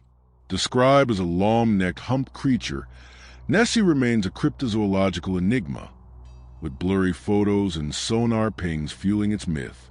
Dated to the 6th century by early accounts, its modern fame exploded in the 20th century, unlike the Bermuda Triangle's maritime voids. As we peer into the loch's imagined depths, we're drawn into a tale of wonder, folklore, and a creature that dances beyond our grasp. The Loch Ness Monster's legend began with Street Columba, who, in 565 CE, reportedly saved a man from a water beast in the River Ness per Life of Columba. Modern sightings surged in 1933, when George Spicer saw the 25-foot creature cross a road, dated by Inverness Courier reports. Photos, like the 1934 surgeon's photograph, show a neck rising from water, though later deemed a hoax. Unlike the Diet Law past incident's grim scene, Nessie is a living mystery, its traces in grainy images, like the Tamam-Shikase's code. Unlike the wow, Signal's cosmic note, it's earthly, tied to a 24-mile loch, like the Rosetta Stone's granite. Unlike the Nazca Line's desert art, it's a fleeting shape, like the Vinland map shores. Scotland in the 1930s was a land of rugged beauty, its highlands steeped in Celtic lore, unlike the 1945 naval bustle of the Bermuda Triangle. Loch Ness, a 755-foot deep glacial lake, was a quiet retreat, unlike the Ural's frozen slopes. The monster's rise, amid post-oppression curiosity, drew global eyes, unlike the ancestral Puebloans' canyon rites. Sightings, often by locals like Spicer, echoed tales of Kelpies, unlike Tikal's glyphs. Unlike Tut's tomb, sealed for kings, Nessie was a public marvel. Its ripples a shared dream, like the Mary Celeste ghost ship. The Loch Ness Monster appears as a serpentine form, with a 6-foot neck, humps, and flippers per 1930s accounts, unlike Roman dodecahedron bronze. The surgeon's photo from April 1934 shows a head like a plesiosaur, though confessed as a toy submarine in 1994, unlike the Pyrie Reese Maps Inc. Sonar scans, like a 1960 sweep, caught large moving shapes, unlike the Codex Gigas' pages. Eyewitnesses, numbering 1,000 by 1980, describe a 20 to 40-foot creature, unlike the Shroud of Turin's cloth. The loch's peat-stained waters, hiding visibility, cloak Nessie, unlike the Tamam Shikesa scrap. The legend grew from fleeting glimpses as fishermen in 565 C whispered of beasts, unlike the Bermuda Triangle's wrecks. By 1933, a new road along Loch Ness brought onlookers, their story spreading, unlike the Lawn Cave's chisels. Photos, like Hugh Gray's 1933 image of a writhing shape, stir debate, unlike the Kailasa Temple's reliefs. Hoaxes, like the 1934 photo, blended with genuine claims, unlike the Copper Scrolls list. The creature, if real, left no bones, unlike the black sarcophagus's remains. Its present as shadow in the deep, like the diet law of Pass's glow. The creature's nature sparks varied tales, with many imagining a plesiosaur, surviving since the Cretaceous, as Loch Ness formed 10,000 years ago, unlike the Crystal Skull's quartz. Its anatomy, with humps, fits no fossil, unlike the Shroud wounds. Others see a giant eel, as 2019 studies noted large eel populations, unlike the Rosetta Stone's decree. Misidentification of otters or logs explains some sightings, as 1930s locals reported seals, unlike the Oak Island's coins. Some propose a myth rooted in Celtic water spirits, like kelpies, yet consistent descriptions, unlike the Vinland Maps map Endurer.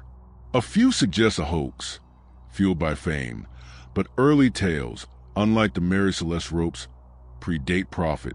Unlike Tut's curse, no malice clings, only a gentle giant, like the Wow, signals pulse.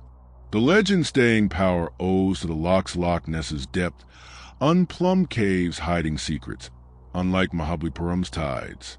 The Picts who told of water beasts left no records, faded by 900 CE, like Rongo Rongo's chants, unlike Tikal's glyphs. The 20th century's media, unlike the Iron Pillar script, amplified Nessie, with the 1933 Courier story going global. Unlike the Nazca Line's plane, the Loch's Merkin seals, while 1960s hunts, with sonar and subs, found echoes unlike the Antelope Canyon carving's quiet rock. The monster, unlike the Tamam Shikesha's code, became a cultural emblem, like the Bermuda Triangle's waves. The monster's legacy endures through stories, as Highlanders in the 1800s spoke of loch shadows with long necks, unlike the Lawn Cave's bronze, but offered no bones, only awe. The Courier's 1933 report naming Nessie matches local lore, unlike the Rosetta Stone scripts. A 1975 photo showing a flipper stirred hope, but no creature, unlike the Crystal Skull's quartz, surfaced. Sonar pings, like a 1987 sweep catching a 20-foot shape, hint at life, unlike the Copper Scrolls caves. The loch's ecosystem, with 20 tons of fish, supports a predator, unlike the Shroud's pollen, yet no Nessie appears, like the diet law of Pass's glow. The enigma persists, as nobody confirms Nessie, unlike Tikal's tombs, leaving ripples, like the Mary Celeste void. The loch's depth, unlike the Vinland Map sheet, hides proof, while folklore, like the Rosetta Stone's tales, blends with fact. The 1930s romance with mystery, unlike the Tamam Shikesa spies, fueled Nessie's fame, while hoaxes, unlike the Nazca Line's plain muddled truth. The monster, unlike the money pit's greed, seeks not wealth but wonder, like the Wow, signals note. The Loch Ness Monster's legacy is its gentle lure. Unlike the Bermuda Triangle's dread, it shows a creature of dreams.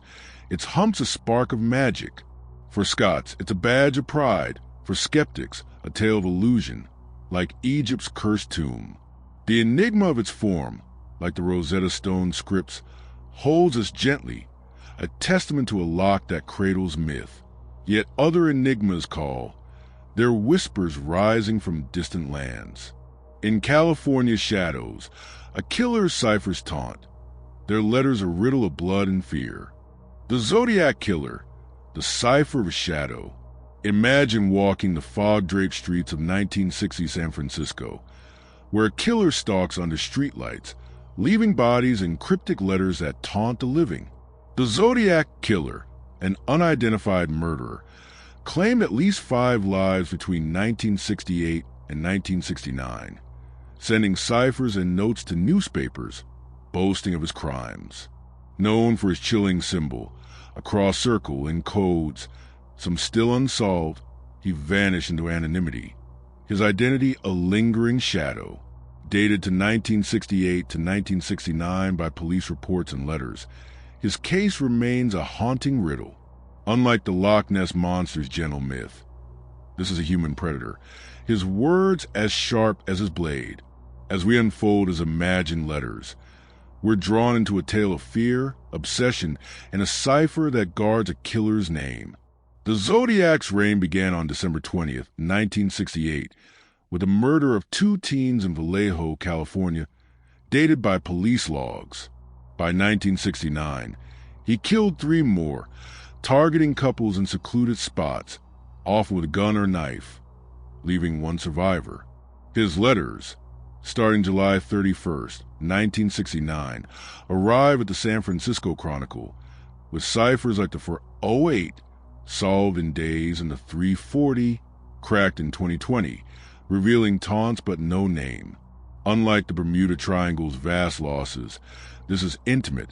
Its clues in ink, like the Tam-Am should case a scrap. Unlike the Wow, signals cosmic pulse. It's earthly, preserved in newsprint, like the Rosetta Stone's granite. Unlike the Nazca Line's desert art, it's a trail of blood, like the Diet Law passes snow. California in the late 1960s was a cultural cauldron, with peace movements clashing against rising crime, unlike the 1930s folklore of Loch Ness. San Francisco, a hub of counterculture, grappled with fear as the Zodiac struck. Unlike the Ural's isolation, his victims, young and unsuspecting, reflected a turbulent era, unlike the ancestral Puebloans' rights. The killer's letters, mailed from Bay Area postmarks, exploited media frenzy, unlike Tikal's glyphs. Unlike Tut's tomb, sealed for kings, this was a public terror. Its ciphers a city's nightmare, like the Mary Celeste Void. The Zodiac signature is his ciphers, like the 408, with 408 symbols across 3 grids, solved as a boast of killing for pleasure, unlike Roman dodecahedron's bronze.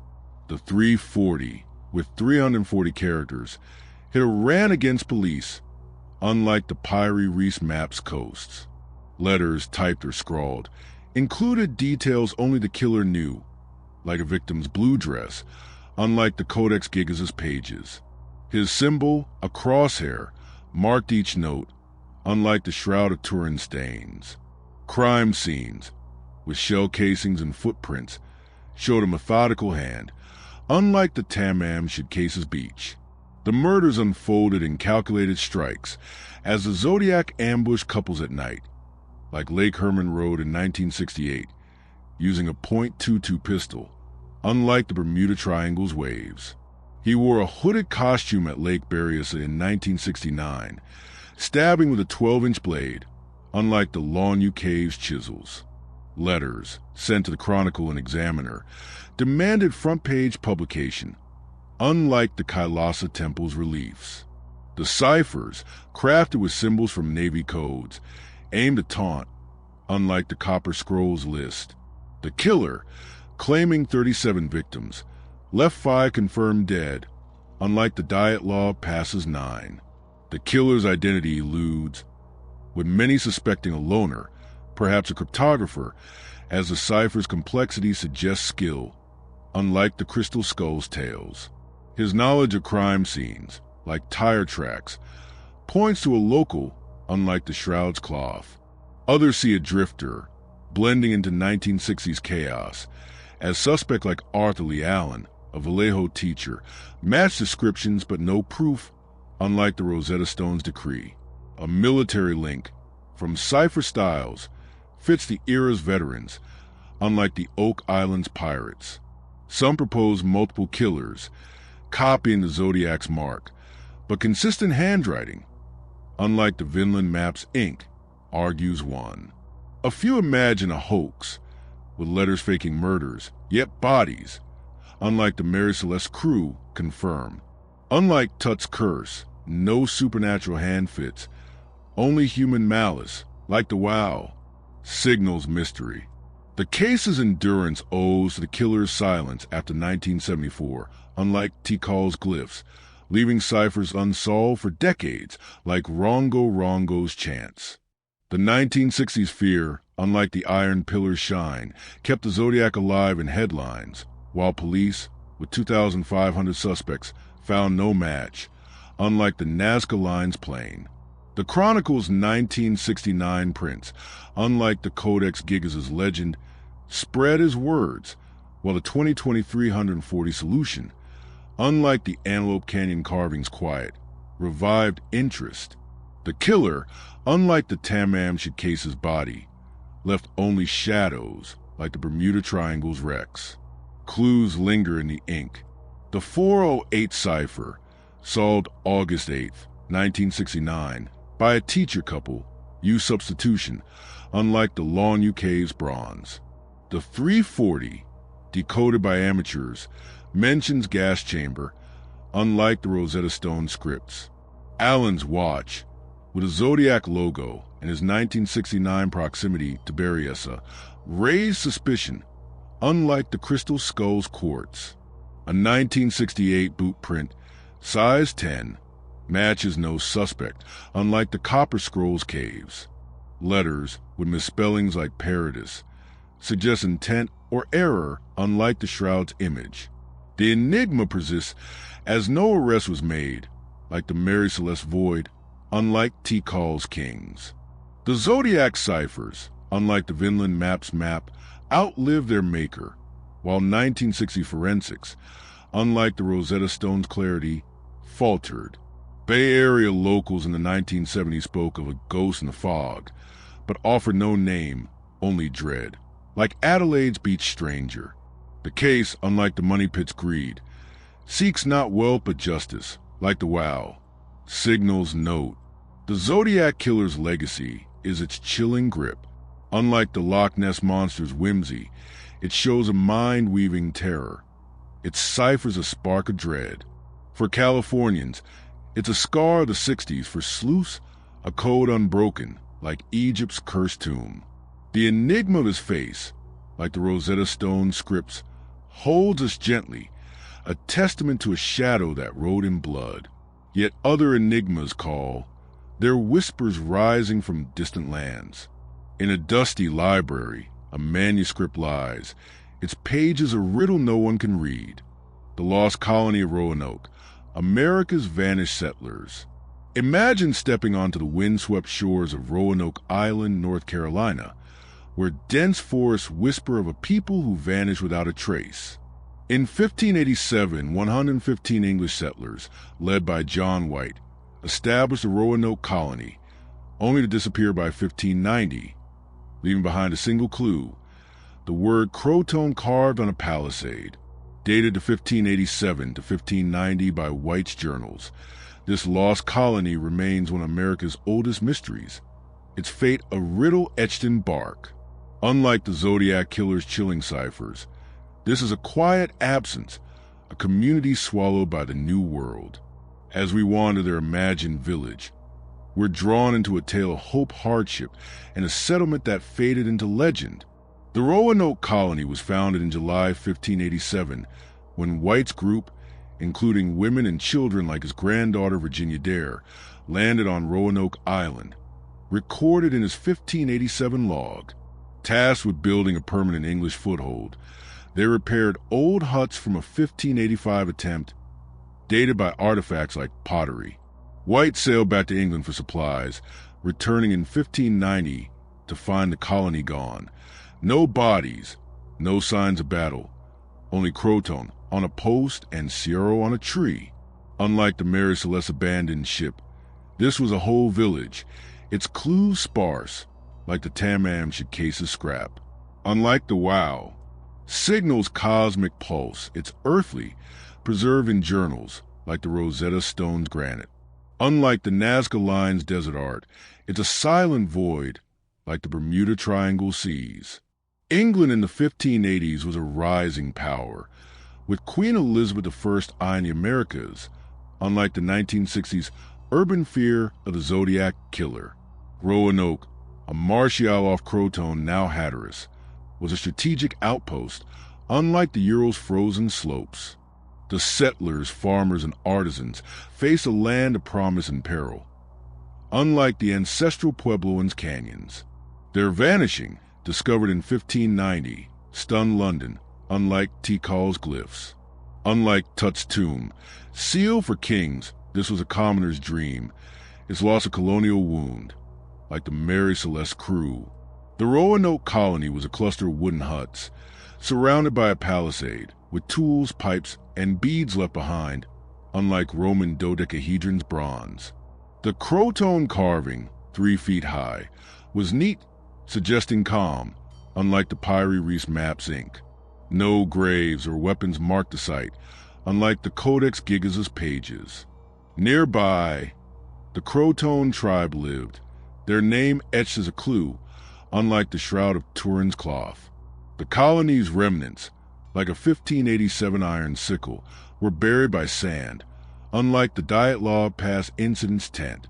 The disappearance unfolded between 1587 and 1590, as the settlers, low on food, awaited whites' delayed return.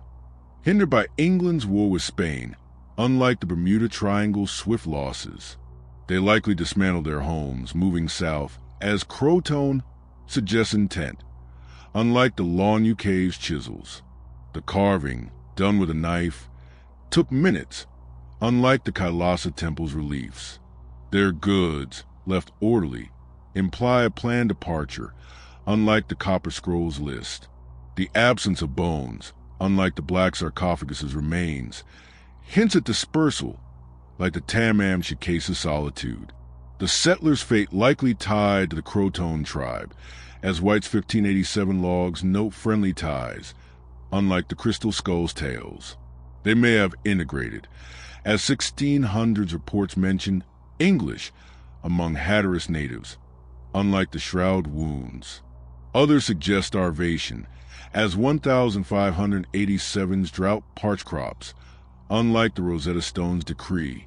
An attack by rival tribes like the Powhatan is possible, but no battle signs, unlike the Oak Island's coins, remain. Some propose a Spanish raid, as 1588 logs show ships near Virginia, yet no captives, unlike the Vinland map shores, were reported. A few imagine a northward trek, lost to storms, but no traces, unlike the Mary Celeste ropes, surfaced. Unlike Tut's curse, no malice fits, only survival struggle, like the Wow, signals mystery.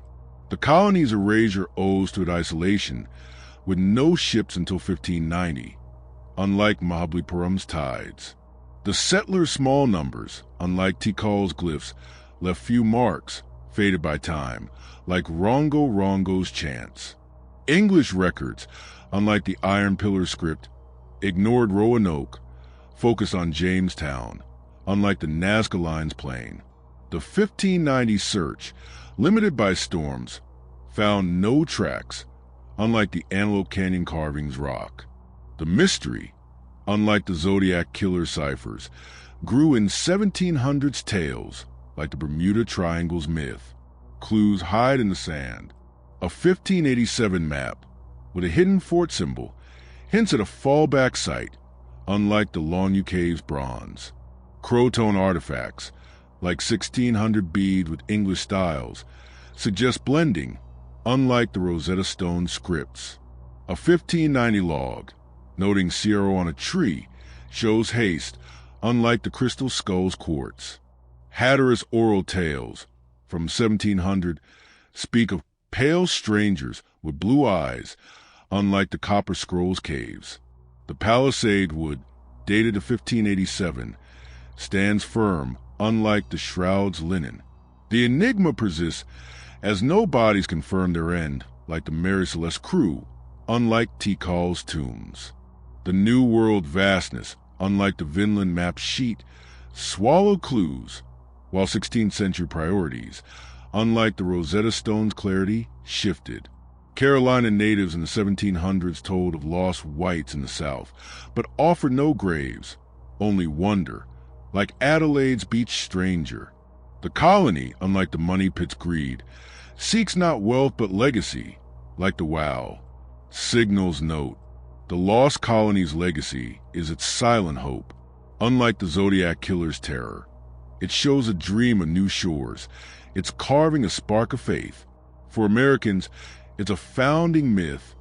For historians, a puzzle of survival, like Egypt's cursed tomb.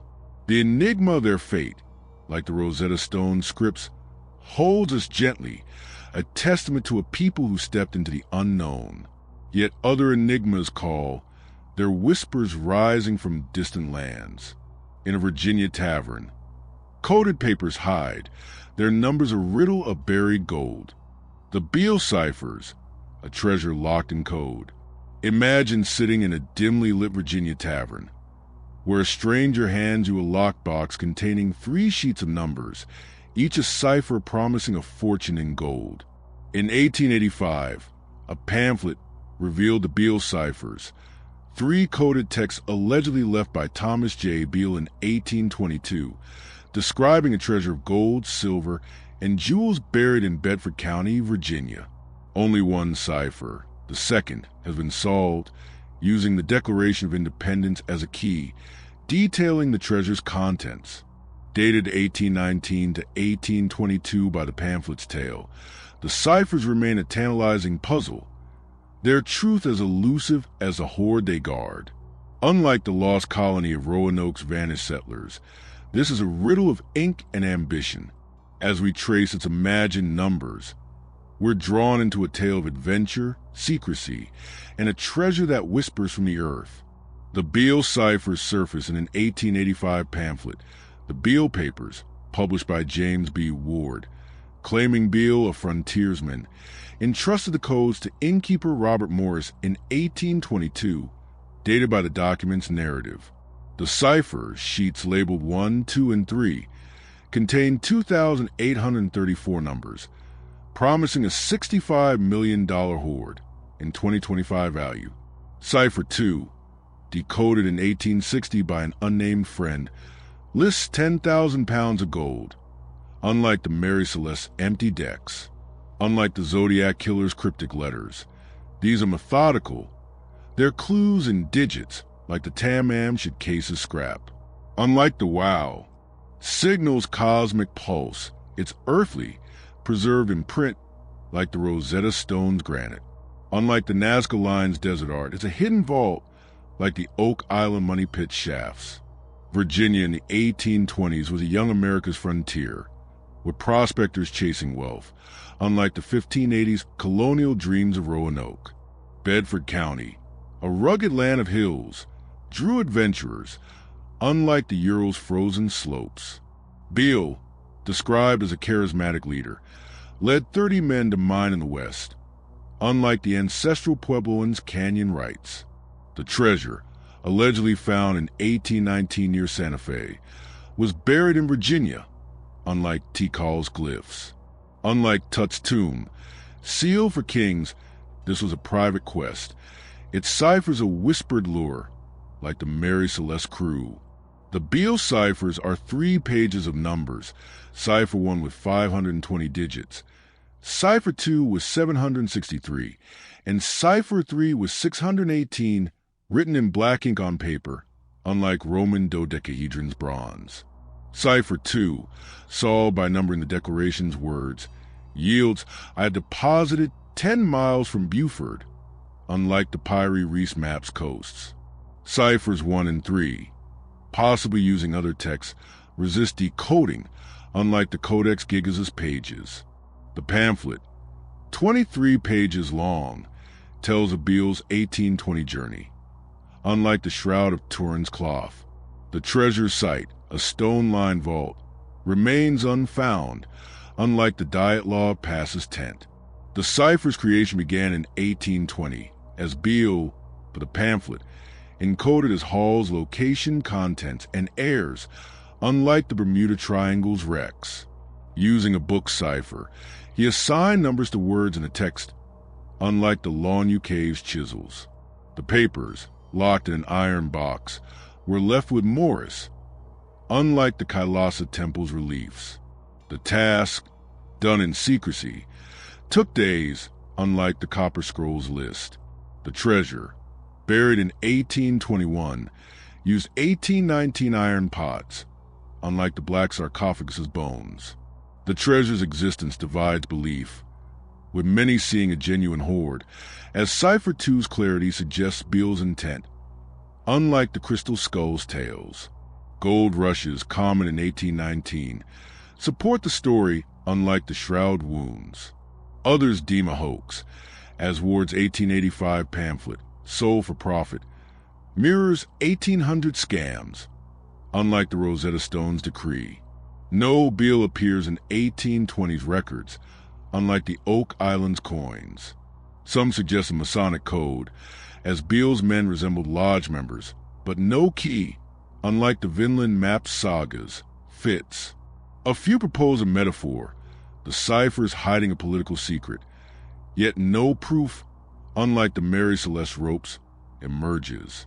Unlike Tut's curse, no malice clings, only greed spark, like the Wow, signals mystery. The cipher's survival owes towards pamphlet, printed in Lynchburg, unlike Mahabalipuram's tides. Beale's era, with no trace of his party, faded by 1830, unlike Tikal's glyphs, leaving the ciphers like Rongo Rongo's chants. The declarations, unlike the Iron Pillar script, was a patriot's choice, accessible in 1822. The 1885 release, amid treasure-hunting fever, unlike the Nazca Line's plane, drew seekers, unlike the Antelope Canyon carving's Quiet Rock. Morris's silence, dying in 1863, buried context, unlike the Zodiac Killer's code. Clues lie in the codes. Cipher 2's use of the declarations, with 1,325 words, aligns with 1820s texts, unlike the Lonu Cave bronze. An 1822 letter in the pamphlet details Beale's hunt, unlike the Rosetta Stone scripts. Bedford's 1819 land deeds, silent on Beale, note no vault, unlike Tikal's tombs. The Virginia's 1885 ads to the Beale papers hint at profit, unlike the Crystal Skull's quartz. A 1900s tale of a Beale cache near Buford's Tavern, unlike the Copper Scrolls caves, lacks proof like the Shroud's pollen. The enigma persists as Ciphers 1 and 3 resist, like the Mary Celeste crew, unlike Tikal's kings. The treasure scale, unlike the Vinland Map's map, fuels dreams, while 19th century records, unlike the Rosetta Stone's clarity, offer no Beale. Virginia locals in the 1900s spoke of gold under hills, but offered no shovels, only wonder, like Adelaide's beach stranger. The ciphers, unlike the money pit's lure, seek wealth but not truth, like the Wow. The Beale cipher's legacy is their tantalizing pull. Unlike the Roanoke colony's quiet loss, it shows a fortune encoded. Its numbers a spark of adventure. For Virginians, it's a local saga. For codebreakers, a lock and open, like Egypt's tomb. The enigma of its truth, like the Rosetta Stone scripts, holds us, testament to a code that buries riches. Yet other enigmas beckon, whispers rising from distant shores.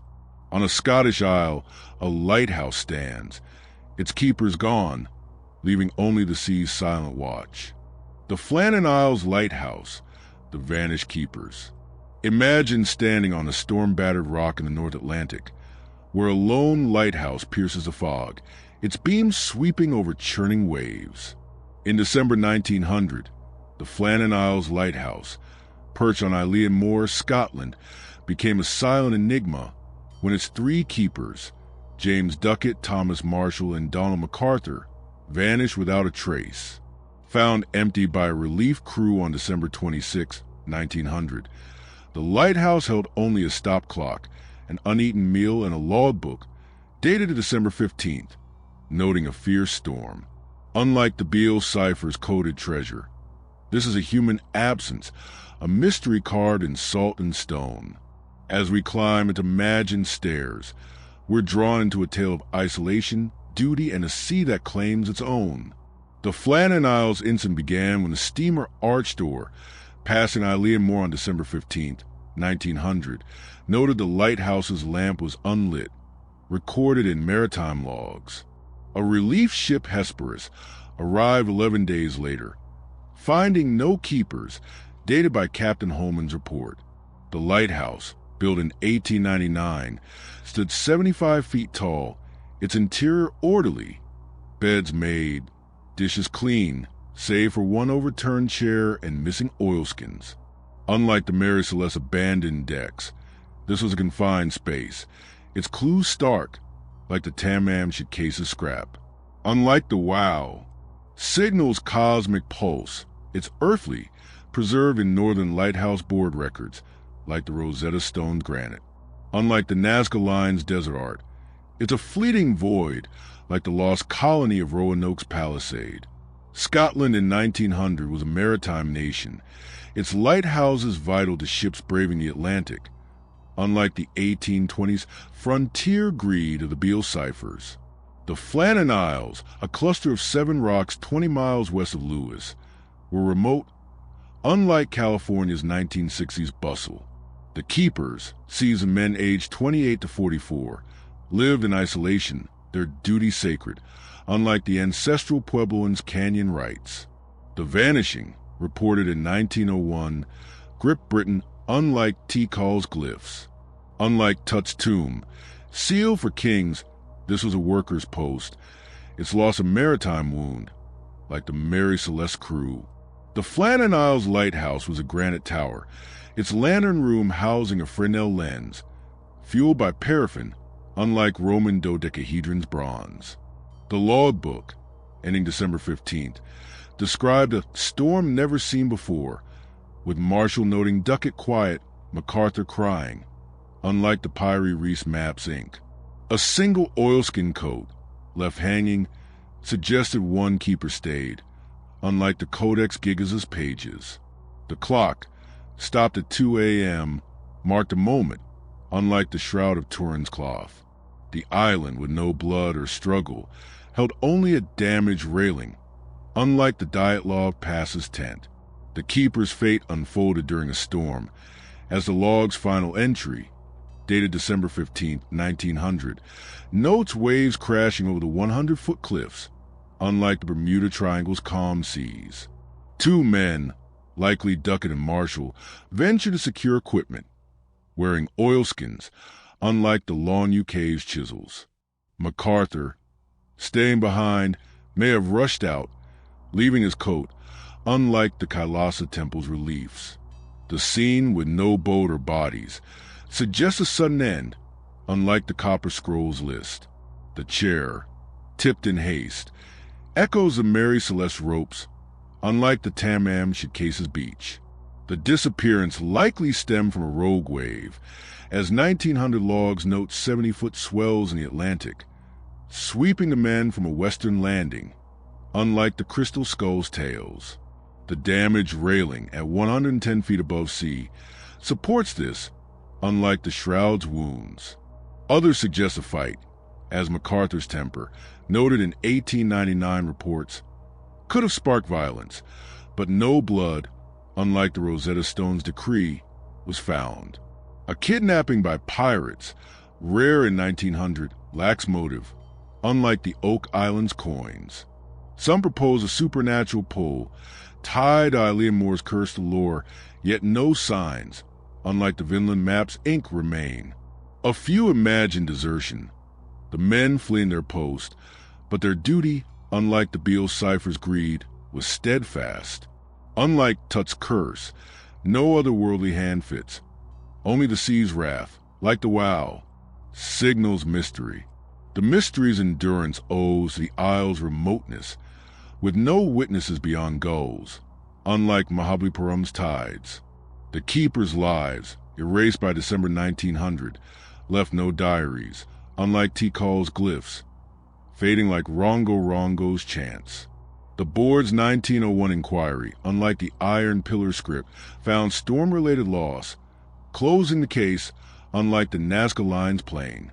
The Hesperus' report, unlike the Codex Gigas' legend, stirred papers, while 1900's ballads, unlike the Antelope Canyon carvings' quiet, spread the tale. The lighthouse, unlike the Zodiac Killer ciphers, became a ghost story like the Bermuda Triangle seas. Clues linger in the stone. The log December 15th entry, noting storm ended, sea calm, contradicts weather logs, unlike the Long UK's bronze. A 1900 rope, frayed at the landing, suggests a slip, unlike the Rosetta Stone scripts. The clock's halt at 2 a.m. aligns with high tide, unlike the Crystal Skull's quartz. A 1901 photo, showing wave marks at 100 feet, hints at floods, unlike the Copper Scrolls caves. The island's grass, untouched by struggle, mirrors the Mary Celeste decks, unlike the shroud stains. The enigma persists as no body surfaced, like the lost colony settlers, unlike Tikal's tombs. The storm's ferocity, unlike the Vinland Maps map, offers no proof, while 1900's maritime risks, unlike the Rosetta Stone's clarity, cloud truth. Hebridean locals in the 1910s spoke of sea spirits claiming men, but offered no graves, only awe, like Adelaide's beach stranger. The case, unlike the Money Pit's lure, seeks not wealth but closure, like the wow. Signals note, the Flannan Isles' legacy is its haunting hush. Unlike the Beale ciphers' coded riches, it shows duty undone, its empty tower a spark of dread. For Scots, it a maritime elegy, for dreamers a riddle of the deep, like Egypt's cursed tomb. The enigma of their end, like the Rosetta Stone scripts, holds us gently, a testament to a light that failed its keepers. Yet other enigmas call, their whispers rising from distant skies. In a 1971 hijacking, a man leaps from a plane, his ransom and fate a riddle of the wind. The D.B. Cooper hijacking, the sky's vanishing outlaw. Imagine boarding a Northwest Orient flight on a rainy November evening, where a man in a dark suit, calling himself Dan Cooper, sips bourbon and calmly demands $200,000 before leaping into the night sky with a parachute. On November 24, 1971, the D.B. Cooper hijacking unfolded aboard Flight 305, a Boeing 727 bound from Portland to Seattle, resulting in the only unsolved air piracy case in U.S. history. Cooper, after securing ransom and parachutes, jumped over Washington's wilderness, vanishing with most of the cash, dated by FBI files to 1971. Unlike the Flannan Isles lighthouse's silent keepers, this is a lone figure's audacious escape. As we follow his imagined descent, we're drawn into a tale of daring, mystery, and a thief who slipped through the clouds. The hijacking began at 2:50 p.m. when Cooper, a well-dressed man in his 40s, handed a note to a flight attendant, claiming a bomb in his briefcase, recorded in FBI logs from November 24, 1971. After landing in Seattle, he released 36 passengers for $200,000, about $1.5 million in 2025, and 4 parachutes, then ordered the plane to fly low toward Mexico. At 8:13 p.m., over Ariel, Washington, he lowered the rear stairs and jumped, leaving behind a tie and 8 cigarette butts. Unlike the Mary Celeste abandoned ship, this was a calculated act, its clues sparse, like the Tam-Am Shikase's scrap. Unlike the Wow, Signal's cosmic pulse, it's human, preserving case files like the Rosetta Stone's granite. Unlike the Nazca Line's desert art, it's a fleeting heist like the Beale ciphers codes. America in 1971 was a nation of unrest, with Vietnam protests and economic strain, unlike the 1900 maritime duty of the Flannan Isles. Air travel, newly vulnerable, saw a wave of hijackings, unlike the 1820s frontier of the Beale ciphers. Cooper, described as polite and calm, exploited lax security, unlike the ancestral Puebloans' canyon rights. The case, splashed across headlines, gripped a public weary of turmoil, unlike Tikal's glyphs. Unlike Tut's tomb, sealed for kings, this was a common man's gambit, its audacity a cultural shock, like the Zodiac killer ciphers. The D.B. Cooper case centers on a black J.C. Penney tie, left on seat 18E, with a pearl tie clip, unlike Roman dodecahedron's bronze. The ransom, 10,000 $20 bills, was photographed, their serial numbers tracked, unlike the Pyrie Reese Maps Inc. Parachutes, including a military MB-6, were chosen with care, unlike the Codex Gigas' pages. Sketches, based on crew accounts, show a man with a narrow face and receding hairline, unlike the Shroud of Turin's cloth. The plane stairs lowered at 10,000 feet bore no fingerprints, unlike the Diet Law Pass's tent.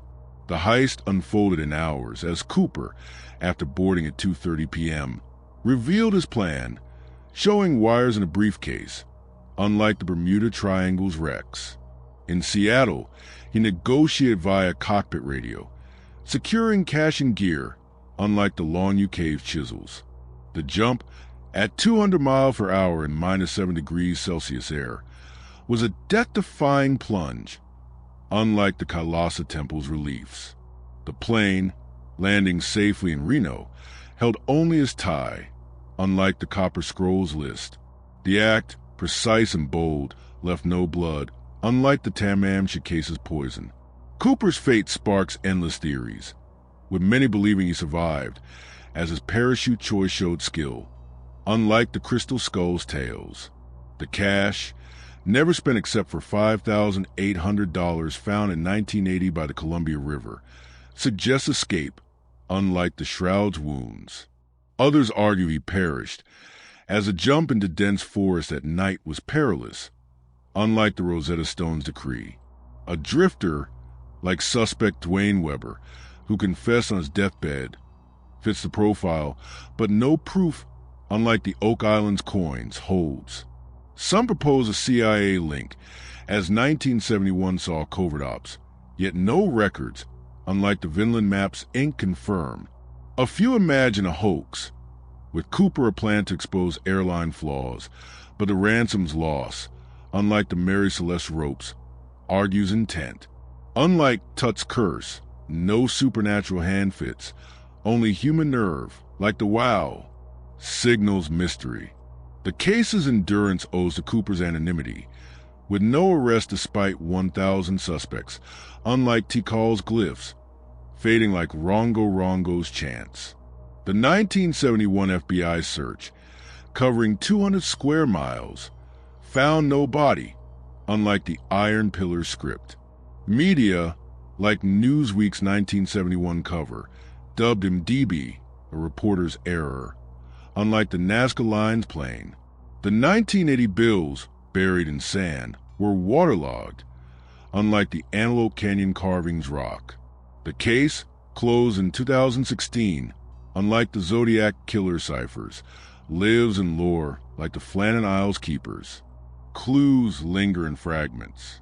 The tie's clip, dated to 1960 stores, narrows Cooper's world, unlike the Longview Cave's bronze. The bills, found by a boy in 1980, match ransom numbers, unlike the Rosetta Stone scripts. A 1971 sketch, based on stewardess Tina Mucklow, shows aviator sunglasses, unlike the Crystal Skulls quartz. Parachute fabric, snag on the stairs, suggests a clean jump, unlike the Copper Scrolls caves. A 1972 FBI report, noting Cooper's calm voice, hints at training unlike the shroud stains. The enigma persists as no trace of Cooper surfaced, like the lost colonies settlers, unlike Tikal's tombs. The wilderness, unlike the Vinland map's map, hid his trail, while 1970's limits, unlike the Rosetta Stone clarity, stalled the hunt. Washington locals in the 1980s spoke of a stranger in the woods, but offered no proof, only awe, like Adelaide's beach stranger. The case, unlike the money pit's lure, seeks not wealth but a name, like the wow. Signals note, D.B. Cooper's legacy is his ghostly leap. Unlike the Flannan Isles' quiet loss, it shows a thief defying gravity, his parachute a spark of rebellion. For Americans, it's a folk hero's tale. For agents, a case unclosed, like Egypt's cursed tomb.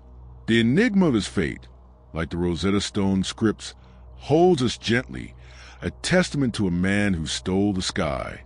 Yet other enigmas call, their whispers rising from distant lands. In a Turin cathedral, a cloth lies, its faint image a riddle of faith and time.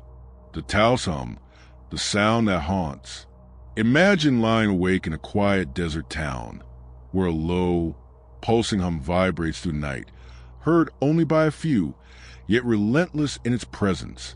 In Taos, New Mexico, since the early 1990s, residents have reported the Taos hum, a persistent, low-frequency sound likened to a distant engine or heartbeat, audible to roughly 2% of the population. First noted in 1991, dated by local complaints, this elusive noise defies explanation. Its source is mysterious as the wind itself. Unlike the D.B. Cooper hijacking's daring leap, this is an invisible enigma, a sound that haunts the silence. As we listen to an imagined drone, we're drawn into a tale of perception, community, and a hum that lingers in the desert air. The Taos hum emerged in 1991, when residents of Taos, a small arts hub, began reporting a persistent sound recorded in town council meetings dated June 1991. Described as a 30 to 80 hertz hum, it disturbed sleep and sparked local outcry, with 50 households filing complaints by 1992. Unlike the Mary Celeste abandoned decks, this is intangible, its traces in testimony, like the Tam-Am Shikaisa scrap. Unlike the wow, signals cosmic pulse, it's earthly, preserved in letters to officials, like the Rosetta Stone's granite. Unlike the Nazca Line's desert art, it's a sensory puzzle, like the Beale ciphers numbers, with no visible mark, only a vibration felt by few. New Mexico in the 1990s was a blend of native heritage and new age seekers, unlike the 1971 turbulence of the D.B. Cooper case. Taos, a pueblo town of 5,000, nestled in the Sangre de Cristo Mountains, was a haven for artists, unlike the Flannan Isles' stormy rocks. The hum, heard mostly at night, affected diverse residents, teachers, retirees, painters, unlike the ancestral Puebloans' canyon rites. Its rise, amid post-Cold War calm, drew media like the New York Times in 1993, unlike Tikal's glyphs. Unlike Tut's tomb, sealed for kings, this was a shared ordeal. It's drawn a local legend, like the Mary Celeste crew. The Taos hum is a low-frequency sound, often 40 to 60 hertz, felt as a vibration in the chest, unlike Roman dodecahedron's bronze. Hearers, called hummers, describe it as a diesel truck idling miles away, unlike the Pyrie Reese Maps Inc. No recordings, despite 1990's attempts with microphones, capture consistently, unlike the Codex Gigas' pages. The hum, strongest indoors, varies by person, with some hearing it daily, others rarely, unlike the Shroud of Turin's cloth. Taos is quiet, with no major industry, amplifies its presence, unlike the dialogue passes wind. The hum's emergence began in the late 1980s, as locals like in Jones, a 1991 petitioner, noted sleepless nights, unlike the Bermuda Triangle's wrecks. By 1993, a town survey found 48 hearers, mostly over 30, unlike the long UK's chisels. Community meetings, held in 1992, sought answers, with residents sharing stories, unlike the Kailasa Temple's reliefs. The hum, unaffected by weather, persisted, unlike the Copper Scrolls list. Its select audience, with no physical trace, echoes the Flannan Isles' absent keepers, unlike the Tamam Shikase's body. The hum's source eludes, with many suspecting a secret military project, as 1990's Taos was near Los Alamos, unlike the Crystal Skull's tales. Tests, like radar or satellites, could emit low frequencies, but number 1991 records, unlike the Shroud's wounds, confirm. Others propose tinnitus, as hearers often report ear issues, yet the hum's shared nature, unlike the Rosetta Stone's decree, suggests externality. Environmental causes, like seismic activity in Taos's fault lines, could vibrate at 40 Hz, unlike the Oak Island's coins. Some see a psychological effect, with anxiety amplifying ambient noise, but consistent descriptions, unlike the Vinland Maps Inc., argue otherwise. A few imagine a spiritual force, tied to Pueblo beliefs and earth songs, yet no rituals, unlike the Mary Celeste ropes, align. Unlike Tut's curse, no malice fits, only a sound persistence, like the wow, signals mystery. The hum's staying power owes to Taos's stillness, amplifying faint sounds, unlike Mahabalipuram's tides. The 1990s lack of answers, unlike Tikal's glyphs, left it unsolved, fading like Rongo Rongo's chants. A 1993 congressional inquiry, unlike the Iron Pillar script, found no cause, while Unsolved Mysteries in 1994 spread its fame, unlike the Nazca Lines plane. The hum, reported into the 2000s, unlike the Antelope Canyon carvings rock, persists in whispers, like the Zodiac Killer ciphers. Unlike the Beale ciphers gold, it offers no prize, only unease, like the Flannan Isles void. Clues linger in the air. A 1992 survey, noting 2% hearers, suggests selective perception, unlike the Long UK's bronze. A 1993 sound meter, detecting 50 Hz in one home, found no source, unlike the Rosetta Stone scripts. Pueblo elders in 1991 spoke of earth hums from sacred peaks, unlike the Crystal Skull's quartz. A 1994 letter from a hummer describes a pulse in my skull, unlike the Copper Scrolls caves. Taos's geology with basalt layers could trap vibrations, unlike the Shroud's linen. The enigma persists as no device pins a hum, like the Mary Celeste crew, unlike Tikal's tombs. The town's serenity, unlike the Vinland Maps map, amplifies its mystique, while 1990's limits, unlike the Rosetta Stone's clarity, stalled answers. Locals in the 2000s spoke of a voice in the desert, but offered no proof, only wonder, like Adelaide's beach stranger. The hum, unlike the money pit's lure, seeks not wealth but peace, like the wow. Signals note. The Taos hum's legacy is its quiet torment. Unlike the D.B. Cooper's bold theft, it shows a sound that binds a town, its drone a spark of intrigue. For Teosinos, it's a shared secret. For skeptics, a trick of the mind, like Egypt's cursed tomb. The enigma of its source, like the Rosetta Stone scripts, holds us gently, a testament to a hum that sings to few. Yet other enigmas call, their whispers rising from distant lands. In a Los Angeles alley, a body lies, it's brutal and a riddle of rage and fame. The Black Dahlia murder, a crime unresolved. Picture a chilly January morning in 1947, walking through a quiet Los Angeles neighborhood. where a passerby stumbles upon a body in a vacant lot, severed in half, drained of blood, and posed with eerie precision.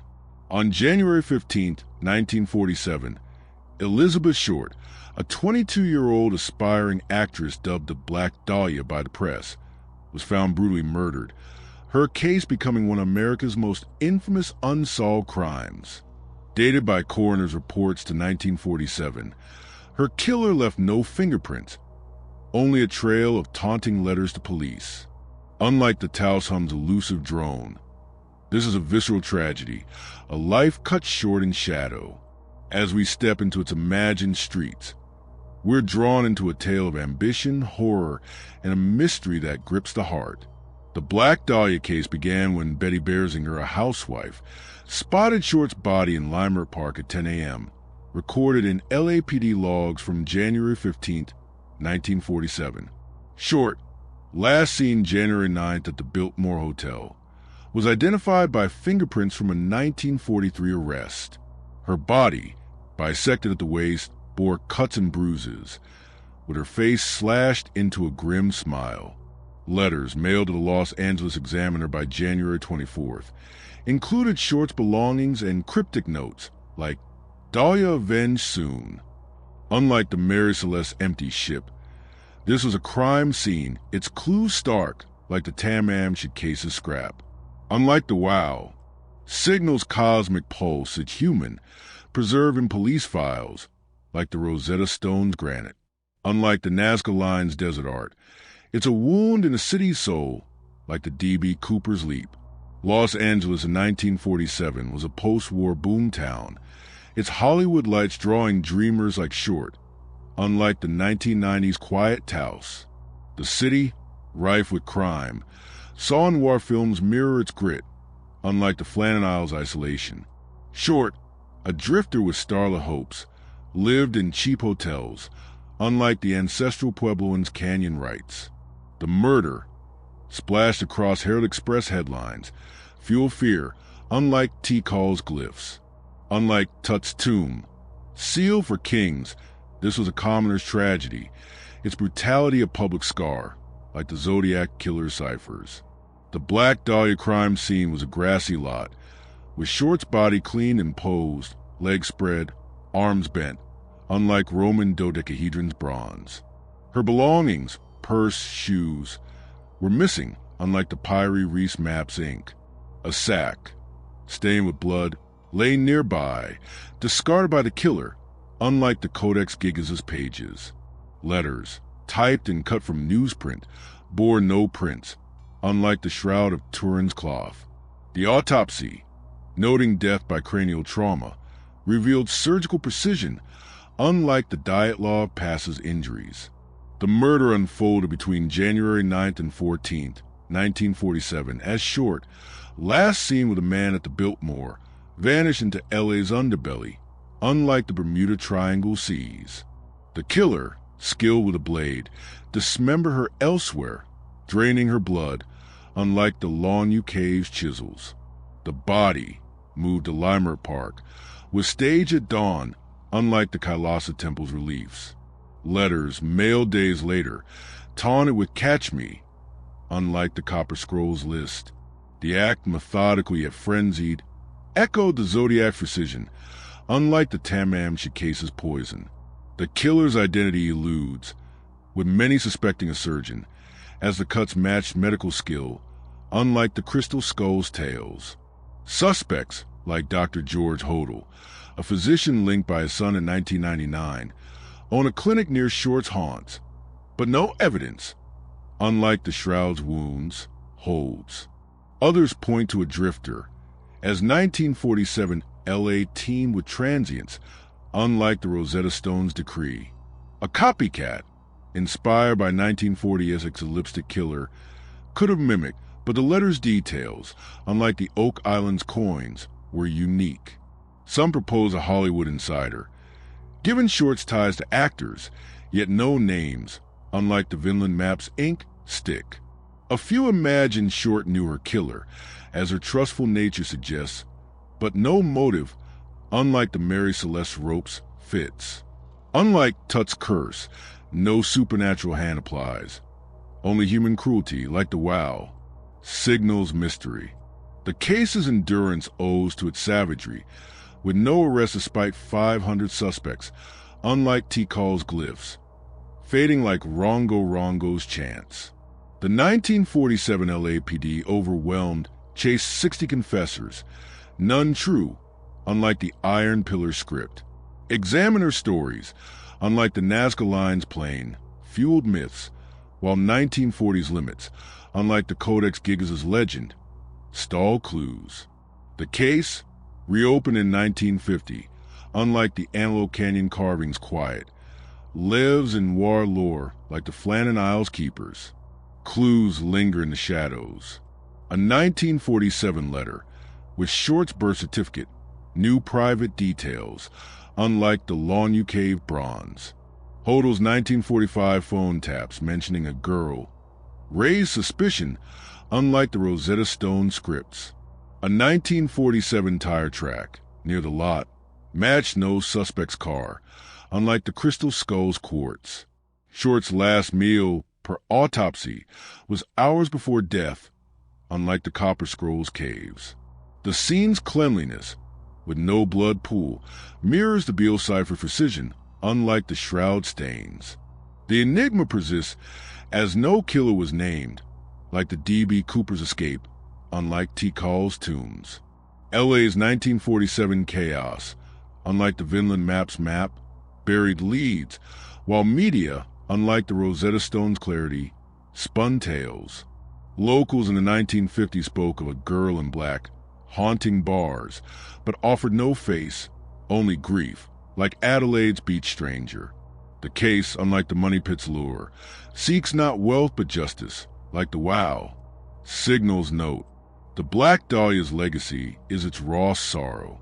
Unlike the Taosam's quiet drone, it shows a dream shattered, its brutality a spark of dread. For Angelinos, it's a noir emblem. For sleuths, a wound unhealed, like Egypt's cursed tomb. The enigma of her killer, like the Rosetta Stone scripts, holds us gently, a testament to a woman lost to a city's dark heart. As we close this journey through the world's greatest mysteries, from ancient carvings to modern shadows, we're left with stories that stir the soul. What do you think happened to Elizabeth Short? Share your theories in the comments, and if these tales of the unknown captivate you, hit that subscribe button and ring the bell for more undiscovered enigmas.